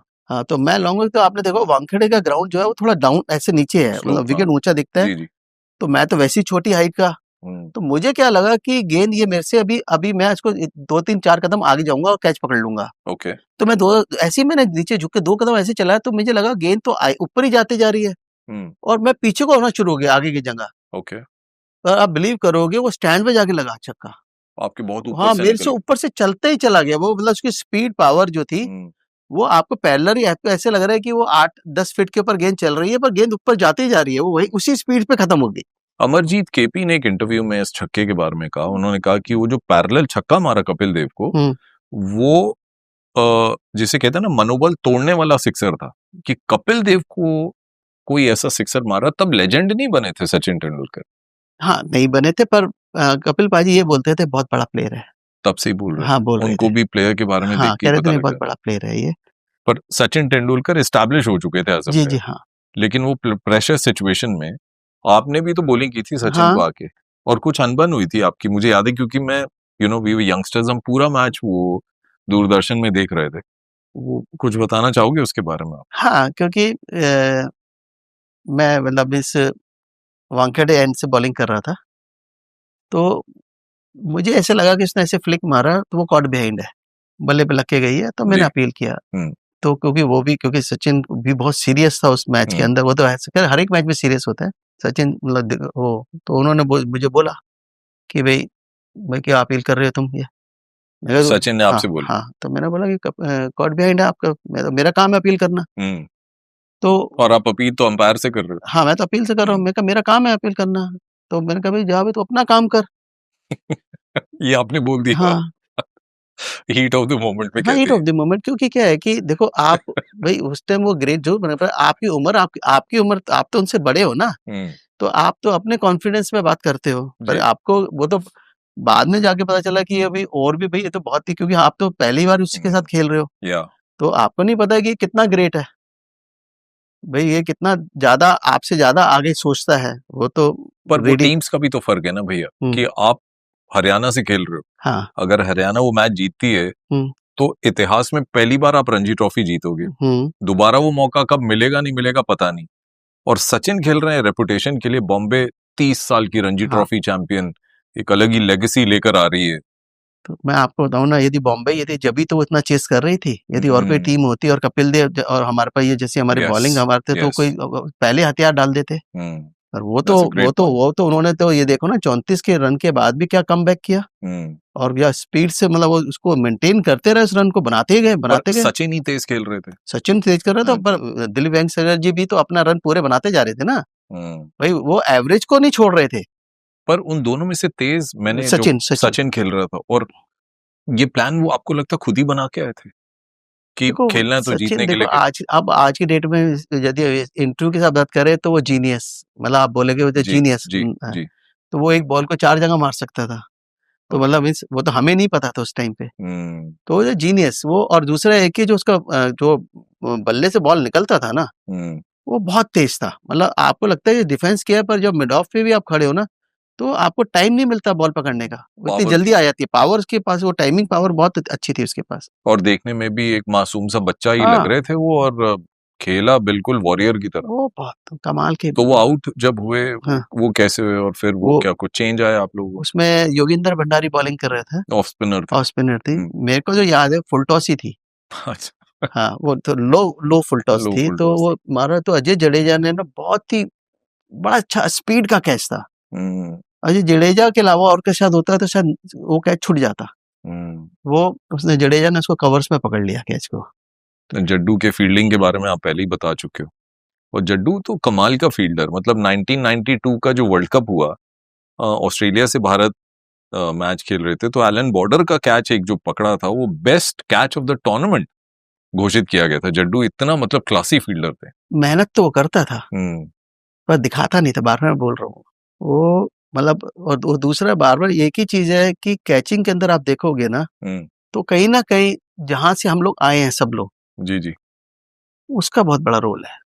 उसमें हमारे द्रोणाचार्य, पद्मश्री, गुरचरण सिंह, भटनागर साहब, ये पूरे दिन कैच कराते रहते थे। ये बात तो है। और हमारे जो सीनियर भी थे, जो मतलब बैट्समैन होते थे, वो जी। अपने जी। छक्के की प्रैक्टिस करने के लिए भी 100-100 यार्ड की शॉटें मारते रहते थे, आप पकड़ते हम्म। रहते थे। तो उससे क्या हुआ, एक बारी आपको वो बॉल से डर निकल गया, यस।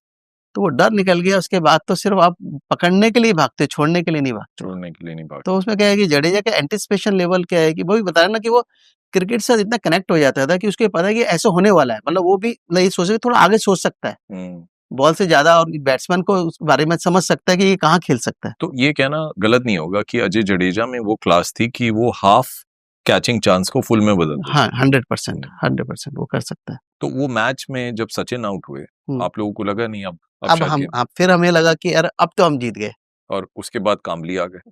कामली आया, उसने रन बनाए। नहीं, सबसे जो मैं बताया ना इस टूर्नामेंट को, यदि आप इस फाइनल हिस्टोरिकल जो आप बात कर रहे हैं इस टॉपिक के ऊपर, कि ये मैच मतलब 65 मतलब इससे 5 दिन का मैच भी हुआ, लगभग 60 ओवर्स का मैच भी बोल सकते हो जी। फिर लास्ट में जो ये मैच हुआ वनडे हो गया, वो 10 ओवर का हो गया, 20 और 10 हो 10 ही हो गया, 20 भी नहीं रहा, क्योंकि क्या हुआ, जो लास्ट विकेट थी और 56 रन बनाने थे, 10 ओवर बचे थे, तो कोई बॉलिंग की रिस्ट्रिक्शन तो थी नहीं इसके अंदर कि कोई कितने भी।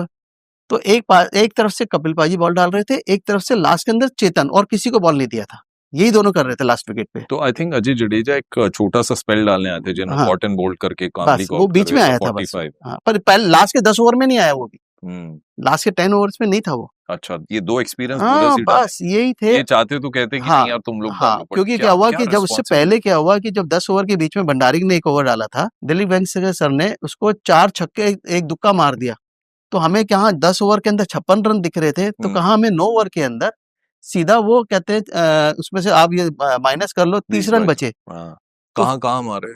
मेडॉन एरिया के अंदर ही थे सारे, सीधा और मेडॉन स्टेप आउट करके चारों। तो आप लोगों ने कुछ तो बोल रहे होगे भंडारी को कि खींच के डालो या कुछ, या कपिल पाजी कुछ बोल रहे हैं? कुछ नहीं बोल पाए क्या? तो आपको लगता है एक मार दिया आउट हो जाएगा, लास्ट विकेट ही तो है कि एक मार दिया अब नहीं मारेगा। हाँ, एक नहीं मारा अब नहीं मारेगा, 4 उन्होंने बड़ी टैक्टिकल गेम हो रही थी, सेंचुरी बना चुके थे तब दिलीप वेंकसारकर, वो जानते थे भंडारी को ओवर दिया है, हाँ, वो कपिल और ये तो मारने नहीं देंगे, चेतन शर्मा, तो इस पे मैं चांस लेता हूँ। हाँ, उन्होंने चांस लिया, सीधा 26 रन बना दिए, फिर 9 ओवर बचे जी, 30 वही 2-2 3-3 रन का ओवर चलता गया, तो ऐसे चलते करते लास्ट ओवर के अंदर 5 या 6 रन बचे थे, पर उसके अंदर भी राजेश पुरी का एक अच्छा रोल है। बॉल गया फाइन लेग या कहीं पर, राजेश पुरी ऑलमोस्ट ऐसे लग रहा है चौका हो गया, क्योंकि गर्मी का ग्राउंड था, रड़ा ग्राउंड, बिल्कुल लाल मिट्टी।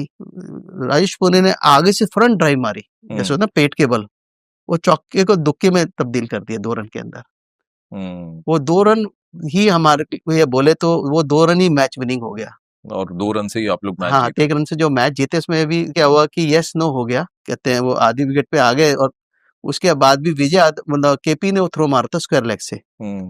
और वो लास्ट विकेट का हुआ क्या था, कंफ्यूजन क्या? क्योंकि हमने देखा था कि दिलीप वेंकसारकर जो हैं वो थोड़ा सा उनको क्रैम्प्स आ रहे थे, तो उन्होंने सब्स्टिट्यूट रनर बुला लिया, तब आउट था लालचंद राजपूत थे। हाँ जी, लालचंद राजपूत भी जब आउट होके गए थे, वो जब पार्टनरशिप कर रहे थे, तो उन्होंने कहा कि मैंने आज तक दिलीप वेंकसारकर को इतना गंदा बोलते हुए नहीं सुना, उन्होंने मेरे को जो कहना था कह दिया कि तुम आउट होके गए, मैच नहीं जितवा सकते, खड़े नहीं हो सकते।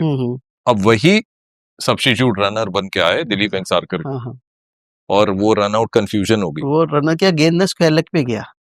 अच्छा, बैटिंग आई थिंक कुरुविला कर रहे थे, क्योंकि उन्होंने बोला कि मैंने शॉट मारा बड़ी तेजी से, तो स्क्वायर लेग पे गया, तो वो आगे आया और यस नो हो गया। तो फील्डर कौन थे? केपी, अमरजीत केपी ने थ्रो मारी थी, तो वो डाइव मार के रोका। उन्होंने क्या हुआ, 4 कदम भागा, केपी से ब्रिलियंट फील्डर। अच्छा, हाँ, उसका भी एंटिसिपेशन बहुत अच्छा था। ओके, तो उन्होंने स्क्वायर लेग पे किया, 3-4 कदम साइड में भागे, यस हो गया, हाफ विकेट से आए, तो उसमें मारा, कीपर से भी आगे थ्रो आया, वहां से विजय यादव भागता भागता है, कीपर से आगे था, उसने रॉन्ग साइड से ऐसे मारा और डायरेक्ट विकेट पे लग गई। अरे वाह, हाँ, ब्लाइंडर टाइप फेंका उसने, वो विकेट पे लगी, और 2 रन से मैच जीत गए।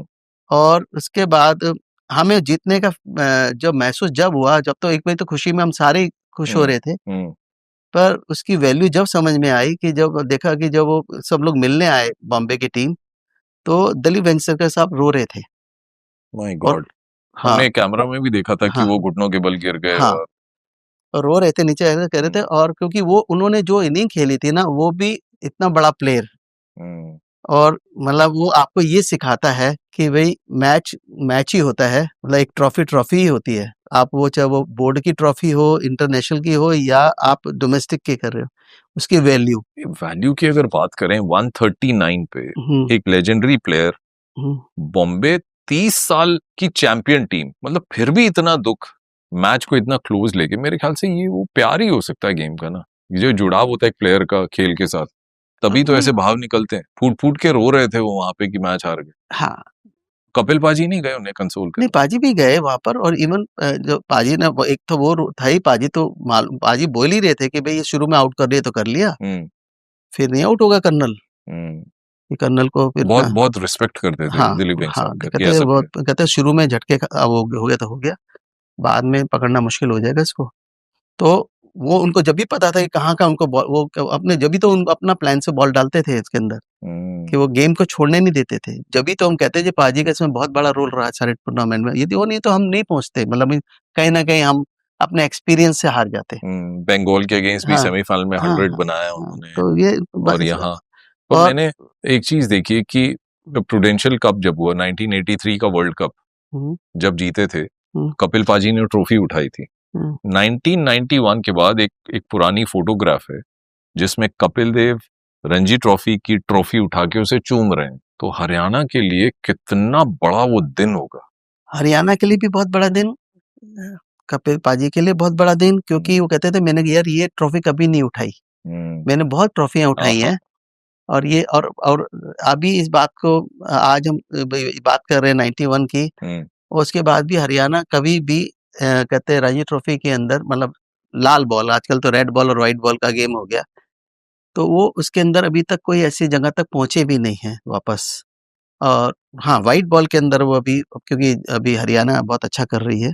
बड़ा अच्छा मोमेंट नहीं था? मुझे ऐसा लग रहा है आप रिविजिट कर रहे हो वो 1991 का फाइनल और वो मोमेंट। हाँ, आपका चेहरा देख के मुझे लग रहा है कि नहीं, वो बहुत बड़ा मोमेंट था आपके लिए भी, है ना? देखो, उसके बाद जब आप जाते हो, जीतते हो, हरियाणा में आपको एक डिनर होस्ट होता है, आप गवर्नर साहब से यहाँ पर चंडीगढ़ के अंदर मतलब आपको होस्ट किया जाता है जी। तो आपके लिए वो यंग होते तो आपके लिए वो मोमेंट ऐसे होते हैं, यार अच्छा ऐसा भी होता है, अच्छा जीतने के बाद ऐसा भी मिलता है। तो क्या होता है कि वो आपको खेलने से पता नहीं होता जी। वो आपका अचीवमेंट बाद में समझ में आते हैं। और आज तक जब भी बात होती है तो आप, क्योंकि हरियाणा तो एक बार ही जीती है, तो हमेशा उसी 91 के बारे में ही बात होती है कि क्या बढ़िया मैच खेले यार, क्या आप खेले।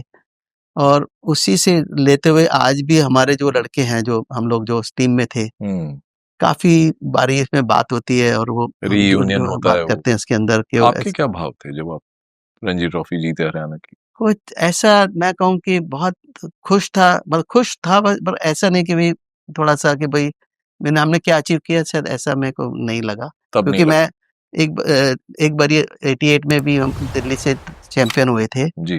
फिर मैं जब मेरा पहला साल था तो हम फाइनल में हार गए थे हरियाणा से, दिल्ली से। हाँ, तो वो क्या हुआ कि मैं 2-3 बार इसमें था, मतलब ऐसे, और कहीं ना कहीं हम सेमीफाइनल में दिल्ली हर साल हम जाते ही थे। तो मतलब ऐसा नहीं, हाँ एक मैच है जो, मतलब एक मैच ही समझते थे, वो तो बाद में समझ में आता है कि यार हम तो एक बार ही जीते हैं, तो उसका फर्क है। तो क्या क्या बदला हरियाणा में? आप जब 1991 में आप हरियाणा के होके हरियाणा की टीम को आपने रणजी ट्रॉफी का चैंपियन बना दिया, हरियाणा के लिए, एक क्रिकेट के लिए क्या चेंज लेकर आया? उसमें मतलब एक बिलीवनेस ये होती है कि हम भी जीत सकते हैं, वन, और जो टीम है, जैसे इसके अंदर क्या है, उसके बाद मतलब उसकी वजह से विजय यादव इंडिया खेला। यस।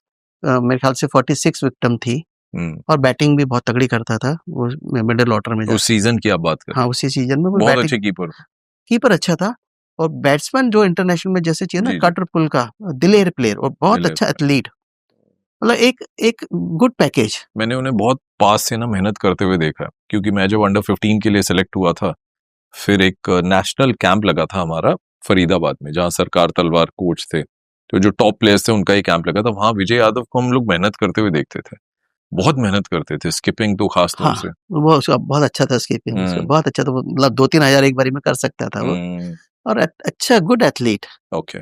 तो मतलब good reader of the game also.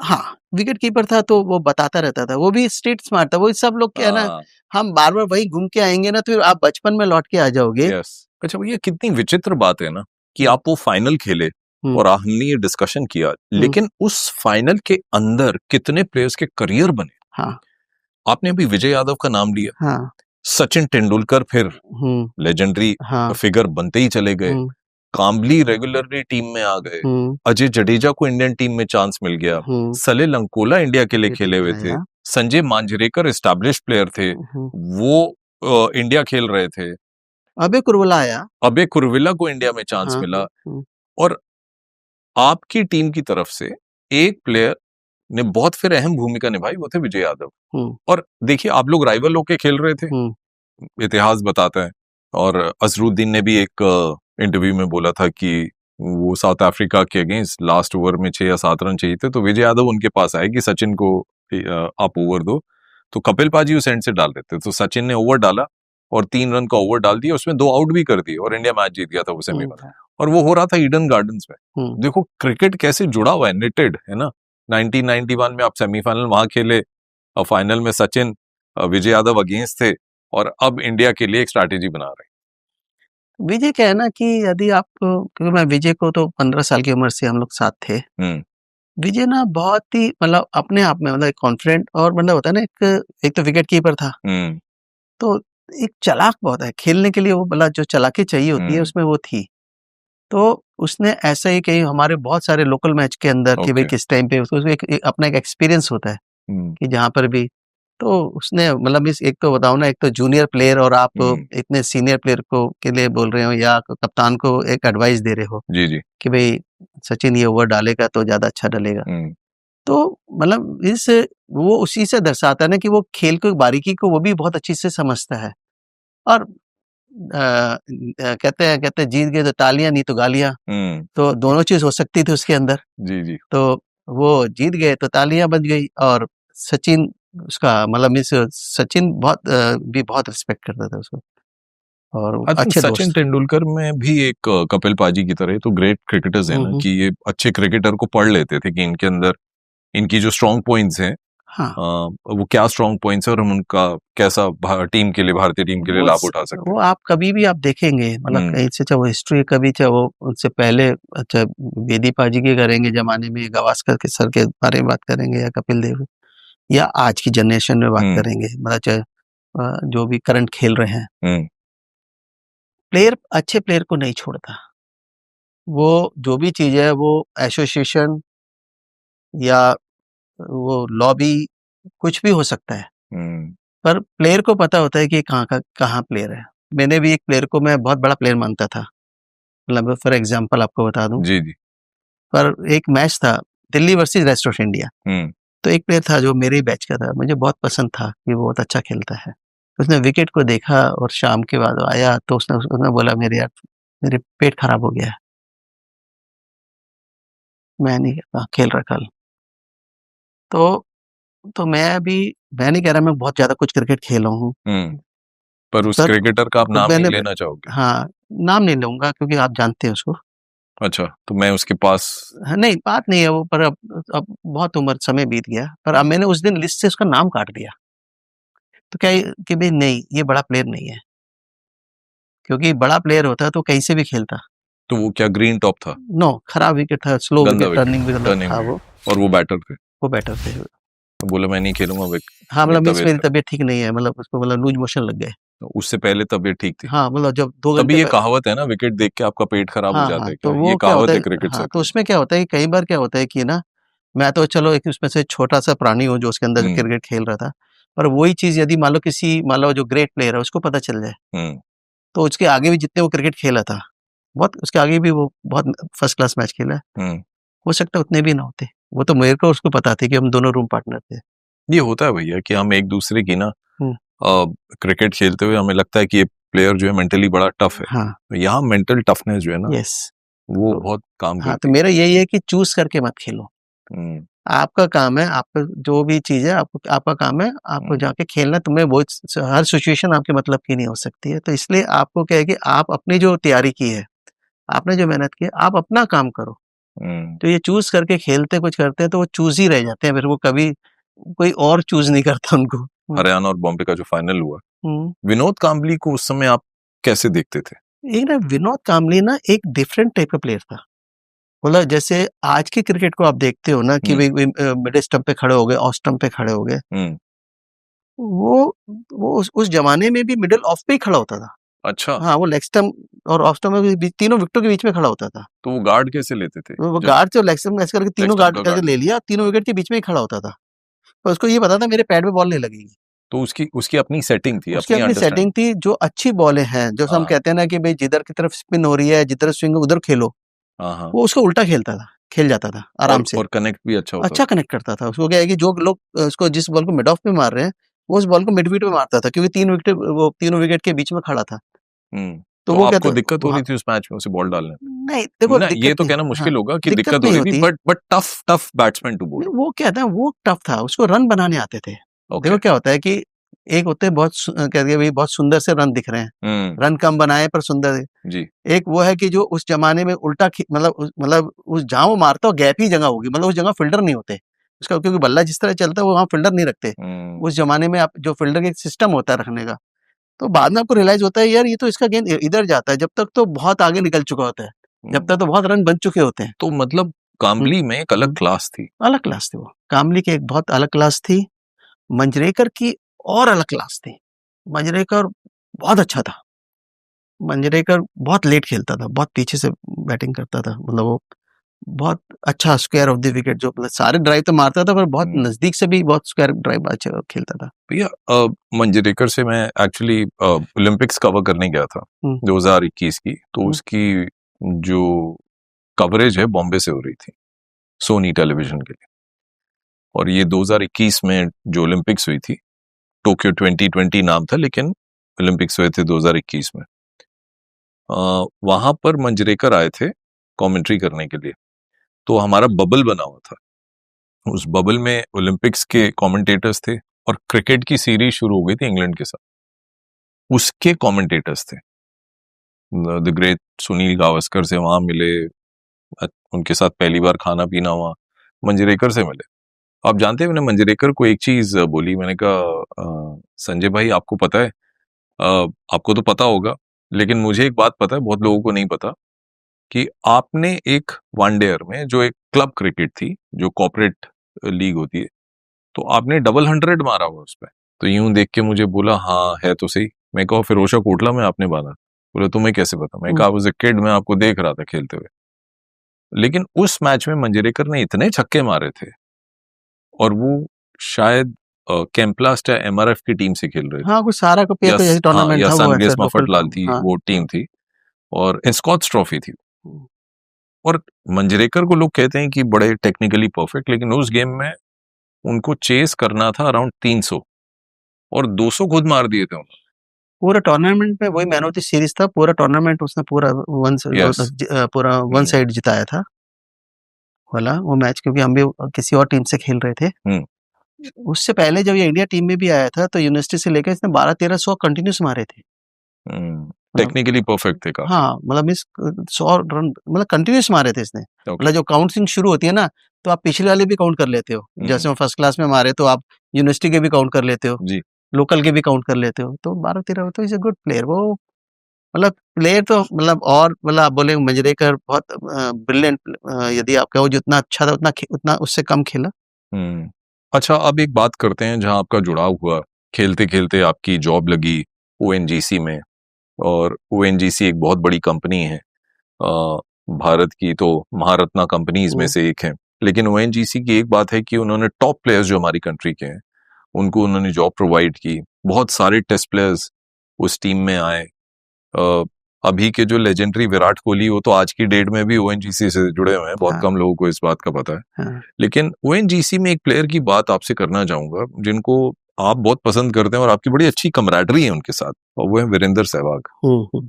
अब तो नहीं है ओएनजीसी में, लेकिन वो खेलने के टाइम में वहां थे। तो सहवाग कहते हैं ना मिट्टी से जुड़े खिलाड़ी, कभी कोई ईगो उनके अंदर नहीं देखा हमने, क्लासी प्लेयर है ना। और वो पाकिस्तान में वो जो 100 बना के आए थे, तब भी ओएनजीसी में थे। किस तरह का आप उनको एक प्लेयर देखते थे?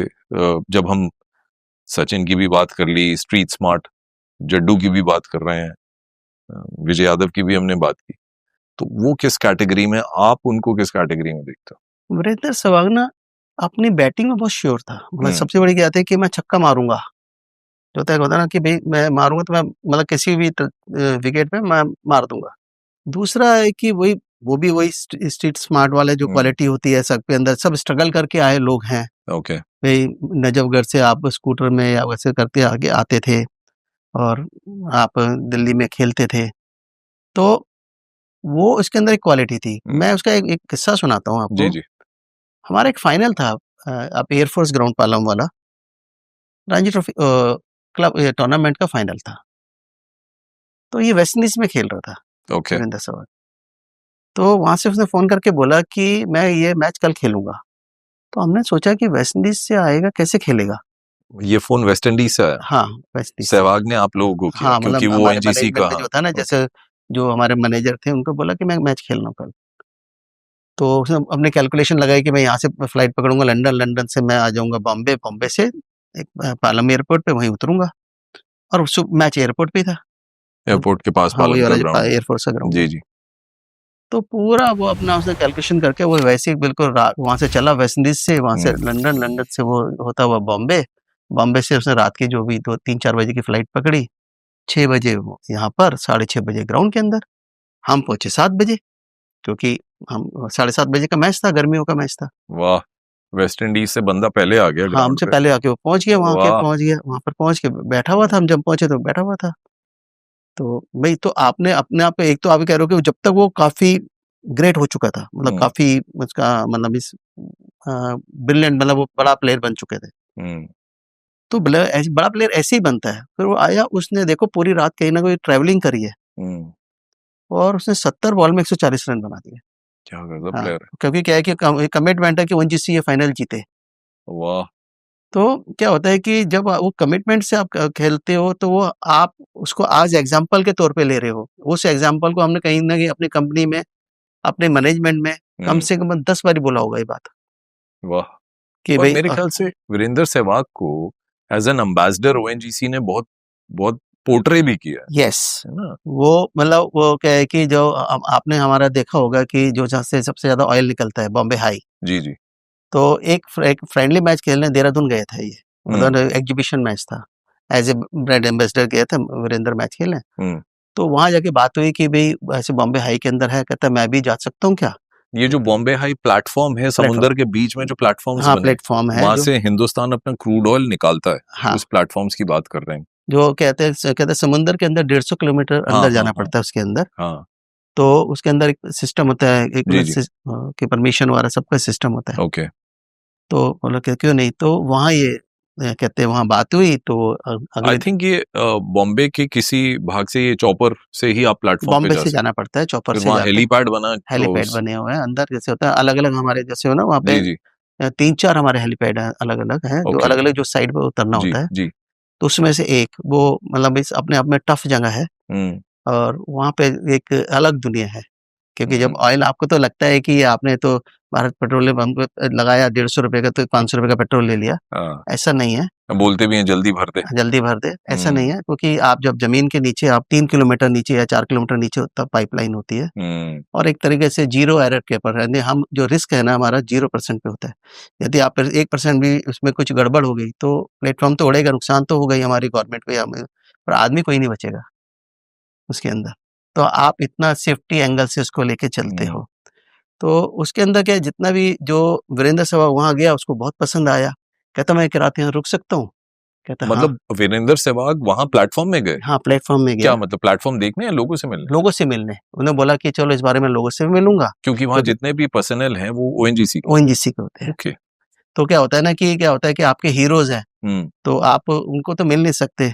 तो वीरेंद्र हुँ। सहवाग तो क्या है कि उसने ओएनजीसी के अंदर एज़ ए ब्र जैसे आपने बोला जी, जी। रहे हैं, हुँ, तो जब भी उनको बुलाया वीरेंद्र को, वाह! कभी कोई सिंगल पेनी नहीं, और सिंगल कॉल मतलब होता है ना कि 1 कॉल के ऊपर, इवन आज से एक 2 डेढ़ साल पहले हुँ, हमारे जो जीटीज़ होते हैं, करीब जो न्यू कहते हैं ऑफ़िसर्स लगते हैं, जी, करीब 800 बच्चे थे जो पूरे इंडिया से आए हुए थे। जी, जी। उनको मोटिवेट करने के लिए उसको बुलाया था। वीरेंद्र तो हाँ, सहवाग को। और हाँ, कोई मतलब कोई चार्जेस नहीं होते, कोई प्रोटोकॉल नहीं होता। सबसे बात है कि एक ही हमारे में कोई प्लेयर होगा जो उसके साथ होगा और वो वहाँ आके मतलब वैसे ही आएगा जैसे वो अभी भी कंपनी में जॉब जैसे करते हैं ना, वो हुँ, अपना परिवार समझता है उसको। वाह! हुँ। क्या क्यों है ऐसा? वीरेंद्र सहवाग के साथ ऐसा क्यों है? क्योंकि संस्कार ऐसे हैं और क्या होता है कि यदि आपने अपने बैकग्राउंड में जब जाते हो, जब आपको उस चीज़ की ज़रूरत थी, जब आपकी जेब में हुँ, ₹2 नहीं थे, जब ओएनजीसी जैसी बड़ी जैसी कंपनियों ने या किसी ने उनको जॉब दिया, जब आपके पास बस के पैसे भी नहीं थे, हुँ, तो आप जब वहाँ जाते हो, हम सब जैसे जितने भी लोग हैं वहाँ पर, बाद में जब पैसा आने के बाद यदि आप उसको भूल जाएँगे, तो फिर वो हुँ, आप सोचो कहीं न कहीं आप भी मिटने वाले हो। यदि आप अपने संस्कार को मत भूलो, आप कहाँ से आए हो, और यदि आप जब तक ज़मीन पे हम्बल रहोगे, तो सब आपको याद रखेंगे। तो वही है कि वीरू का क्या है कि सॉफ्ट कॉर्नर शुरू से ही है ओएनजीसी के लिए। उसके अंदर कई कई मुझे लगते हैं जो यंग लोग हैं जो थोड़ा-सा नाटक करते हैं, खेलते टाइम करते थे, तो उसको उनसे सीखना चाहिए कि भई नहीं, जहाँ से आप आए हो वहाँ कोई प्रोटोकॉल नहीं होता। वहाँ पे कोई मतलब मीन्स आप जहाँ के लिए आपको जब सबसे पहले आपको पैसे मिले थे जिसकी ज़रूरत थी आपको, और सबसे बात है सिक्योरिटी। क्या होता है कि आज की डेट के अंदर जब आप आईपीएल या गेम्स खेल रहे हो तो बहुत पैसा कहीं न कहीं से आपके पास आ जाता है। उस टाइम पे जब ये लोग खेल रहे थे तो पैसा बहुत कम था, और उस पैसे से जो यदि मैं ये भी बोलना चाहूँगा कि जो स्पोर्ट्समैन होता है उसकी 10 साल की लाइफ होती है, यदि इंजरी ना हो तो। और यदि उसको जो काम हम ओएनजीसी के अंदर यदि मैं काम कर रहा हूँ, मैं बहुत सीरियस नौकरी करी है, 18 साल मैंने इसके अंदर। तो जो काम हमें 36 साल में करना है, वो एज़ ए स्पोर्ट्स पर्सन को 10 साल के अंदर करना है।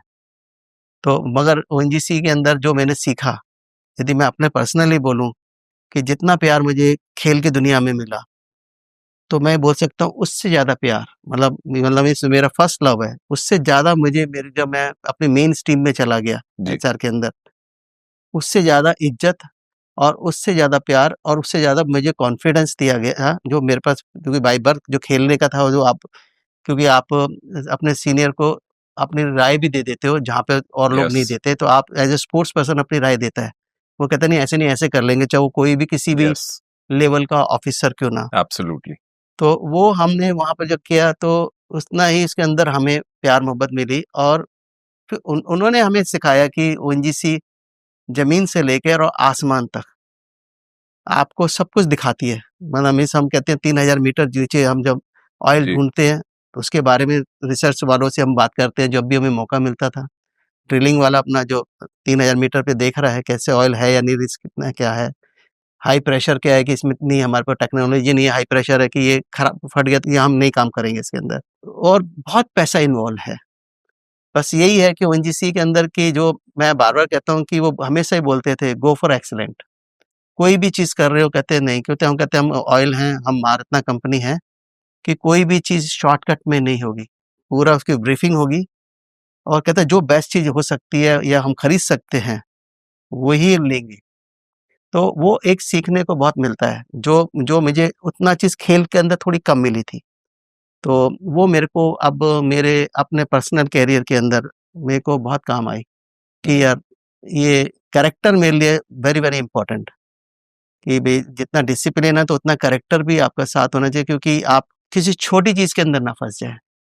तो वो आपको पॉलिश कर देते हैं। आपको वो आपके साथ रहते हैं, और आपको मतलब वो आप यदि आप ओएनजीसी जैसे लोगों के अंदर जो भी अभी लड़के, अभी और भी लड़के काम कर रहे हैं इसके अंदर, इवन आधी टीम तो पहले एक टाइम तो ऐसा था कि ओएनजीसी की थी, इंडियन टीम। हाँ, अभी भी ईशांत शर्मा है उसके अंदर, मिश्रा ने अभी खेलना छोड़ दिया, मिथुन मिराज अभी प्रेसिडेंट बना, वो वहीं पर है, मिथुन उसके अंदर। यदि गौतम गंभीर वहीं था, वो बाद में जो एमपी बना तो गौतम गंभीर वहाँ पे, उससे भी बड़े मैच जिताए गौतम ने भी हमें।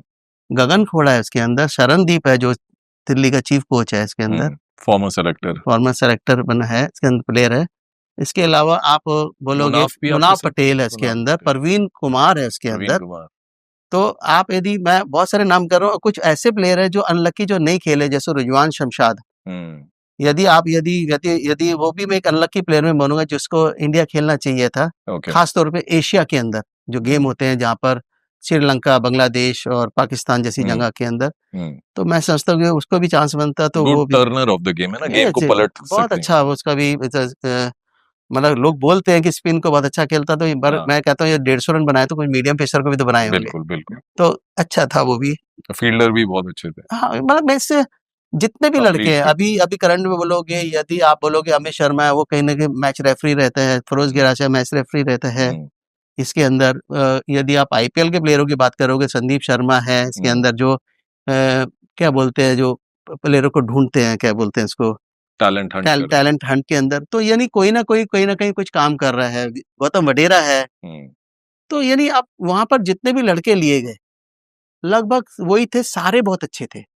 मैं ये भी बोलना चाहूंगा उसके अंदर कि खाली क्रिकेट की बात मत करो, हमारे पास 250 प्लेयर है, हमारे पास बास्केटबॉल के जितने भी प्लेयर हैं वो सारे मेन हमारे पास थे। जो यदि बास्केटबॉल के इंडिया के प्लेयर बोलोगे हमारे पास है। यदि एक बहुत बड़ा नाम है जो पद्मश्री भी है, वो भी पंकज अडवाणी, बिलियर्ड स्नूकर का। यदि वो उसका नंबर 2, तो यानी आप जिस भी गेम की बात करोगे वहां से लेके कबड्डी तक हमारे पास सारे प्लेयर हैं और सब अच्छा कर रहे हैं। और मतलब इवन ऑफिस में भी अच्छा कर रहे हैं और प्रोफेशनली, जैसे कबड्डी के अंदर जो 2-3 कोच हैं वो हमारे भी हैं उसके अंदर, गुलिया। तो मेरा यही है कि ऐसे प्लेटफॉर्म चलते रहने चाहिए। मतलब इस अब जो जॉब का फैशन खत्म हो गया है, वो दोनों तरफ से गलती है, एसोसिएशन से, मतलब इस प्लेयर की तरफ से भी और प्लेयर ऑर्गेनाइजेशन। तो थोड़ा सा अभी भी सेफ्टी चाहिए। हर कोई आईपीएल नहीं खेल सकता, हर कोई इंडिया नहीं खेल सकता, तो उसको भी थोड़ा सा ध्यान में रखना चाहिए। राइट देन, बहुत गोल्डन मैजिकल वर्ड्स हमने आज सुने यहाँ प्रदीप जैन से। आशा करता हूँ कि ये डिस्कशन आपको भी बहुत अच्छा लगा हो। कुछ इंसाइट्स, कुछ पुरानी बातें, कुछ खास बातें, ड्रेसिंग रूम की बातें यहाँ जानने को मिली। प्रदीप भाई, बहुत बहुत शुक्रिया कि आपने समय निकाला और हमारे साथ जुड़े डग आउट में।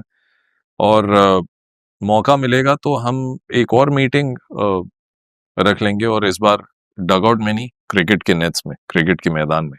क्योंकि प्रदीप भाई अभी भी वो बॉल डालते हैं, वही टॉसिंग अप, वही टप्पा गिरता है।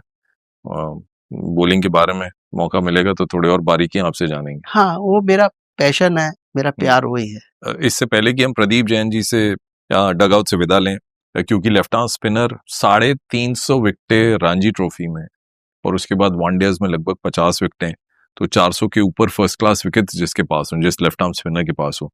थोड़ा बॉल के बारे में भैया आप कुछ बताना चाहेंगे कि ये बॉल की ग्रिपिंग आप लेफ्ट आर्म स्पिनर होके कैसे ग्रिप करते थे? ग्रिप का बेसिक तो वही है कि आपका बॉल फर्स्ट स्लिप की तरफ होना चाहिए और सीम। Okay. और कुछ लोग होते हैं जो मतलब 2 फिंगर से पकड़ते हैं, फर्स्ट स्पिनिंग फिंगर है। कुछ लोग होता है जो 3 फिंगर से भी पकड़ते हैं। जैसे मेरे हाथ थोड़े छोटे हैं, अच्छा, तो मेरा 2 फिंगर में नहीं आएगा, मैं 3 फिंगर्स के साथ कहीं ना कहीं इससे सपोर्ट लेता हूँ। और बॉल जो है फर्स्ट स्लिप की तरफ चलता है। पर लोग जो गलती करते हैं वो क्या करते हैं, बॉल को स्पिन करने के लिए बॉल को काफी ना झटका मारते हैं। बेसिकली क्या है कि बॉल को क्या है कि फर्स्ट क्या है कि जो बॉल को पकड़ना, तो बहुत टाइट नहीं पकड़ते बॉल को। आपके हाथ में बॉल का जब बॉल का पकड़ते हो तो फील आना चाहिए, सीम का फील होना चाहिए कि ये फील है। फिर अपनी मर्जी से आप बॉल की स्पीड चेंज कर सकते हो। यदि बहुत टाइट बॉल को पकड़ लोगे तो आप क्या है कि वो जो 90 के आसपास लोग फेंकते हैं वो स्पीड ही रहती है। यदि कोई स्टेप आउट करता है तो और तेज फेंकते हैं। यदि आपका बॉल फील के ऊपर है तो आप अपनी मर्जी से बॉल 60-70 की स्पीड भी फेंक सकते हैं, आप उसको 95 की स्पीड से भी फेंक सकते हैं। और लास्ट मोमेंट के आपके जो उसके अंदर बॉल का आपका जो रिदम और आपके शोल्डर और बैक का जो पुश लगता है, असली बॉलिंग वो है इसके अंदर। जो मेरे को दूसरा पॉइंट ये है कि व्हाइट और रेड बॉल के अंदर, क्योंकि व्हाइट बॉल जो है वो थोड़ा सा कम रुकती है एयर के अंदर, क्योंकि इसके अंदर पॉलिश होती है, पेंट टाइप का होता है, तो ये एयर में कम होता है जी। ये गेंद थोड़ा आगे चलता है और इसका जो स्पिन है वो स्पिन है वो मतलब बॉल काटता नहीं है, थोड़ा स्मूथ है, सीधा है, जो बल्ले पे ज्यादा आता है। और यदि इसी बॉल को रेड बॉल से करेंगे तो उसका गेंद जो है वो थोड़ा सा रुकता है एयर के अंदर, क्योंकि आप एक तरफ से बनाते हो, एक तरफ से उसको आप करते हो, तो उसको बनाते हो तो उसे जो चलता है वो एयर में रुकता हुआ आपको होता है। तो ये जो आर्ट है इसके अंदर बेसिकली क्या है, जो बॉलिंग के साथ आपका फॉलो थ्रू है वो वेरी वेरी इंपॉर्टेंट। आपका पाँव, असली में जो आपका जो पाँव है, लेफ्ट पाँव है ना जी, उसको जो साइड से उठ के आता है वो बॉल को बेसिकली के जो लोग अब कहते हैं फ्लाइट करना भूल गए हैं, लोग अब तेज फेंकते दिखते हैं मुझे, वो जब भी आएगा जब आपका पाँव नीचे से पूरा उठेगा उसके अंदर, बॉल के साथ आप उसको बॉल को देखोगे, जब बॉल को दिखता है आपको तो आप पूरे बॉलर बनते हो, नहीं तो फिर बॉल फेंकोगे, करोगे नहीं। ग्रेट पॉइंट्स आपने बताए, लेकिन इसकी ज्यादा जानकारी देने के लिए प्रदीप भाई के साथ हम लोग नेट्स में जाएंगे और कुछ यंगस्टर्स हैं उनके लिए कुछ लेफ्ट आर्म स्पिन की बॉलिंग टिप्स जो हैं वो लेकर आएंगे। लेकिन हमने भी पहले एक रील में बात की थी कि जो रेड बॉल है, भैया मेरे को फेंकेंगे वहां से, भैया मैं कैच पकड़ सकता हूँ आजकल अच्छी, तो इसको हल्का पकड़ना है, टाइट नहीं पकड़ना। फास्ट बॉलर के लिए तो हमने बोला ही है, स्पिनर्स की तरफ से, ये लेजेंडरी स्पिनर ने एक वार्ड दिला दी। तो इन्हीं शब्दों के साथ भैया एक एंड आपने संभाला, बॉल से एक एंड मैं संभालता हूँ। बहुत बहुत शुक्रिया, बहुत Thank it was such a privilege आपको होस्ट करने के लिए, और आपके अंदर जो छुपी बातें थी इस पॉडकास्ट के जरिए बहुत सारे लोगों तक पहुंचेगी, एंड आशा करता हूँ कि उनसे उन्हें भी बहुत फायदा मिले। और बहुत बहुत शुक्रिया, it was just a Thank you. Pleasure hosting you. Thank you. बहुत Thank बहुत you. शुक्रिया। Thank you. Thank you.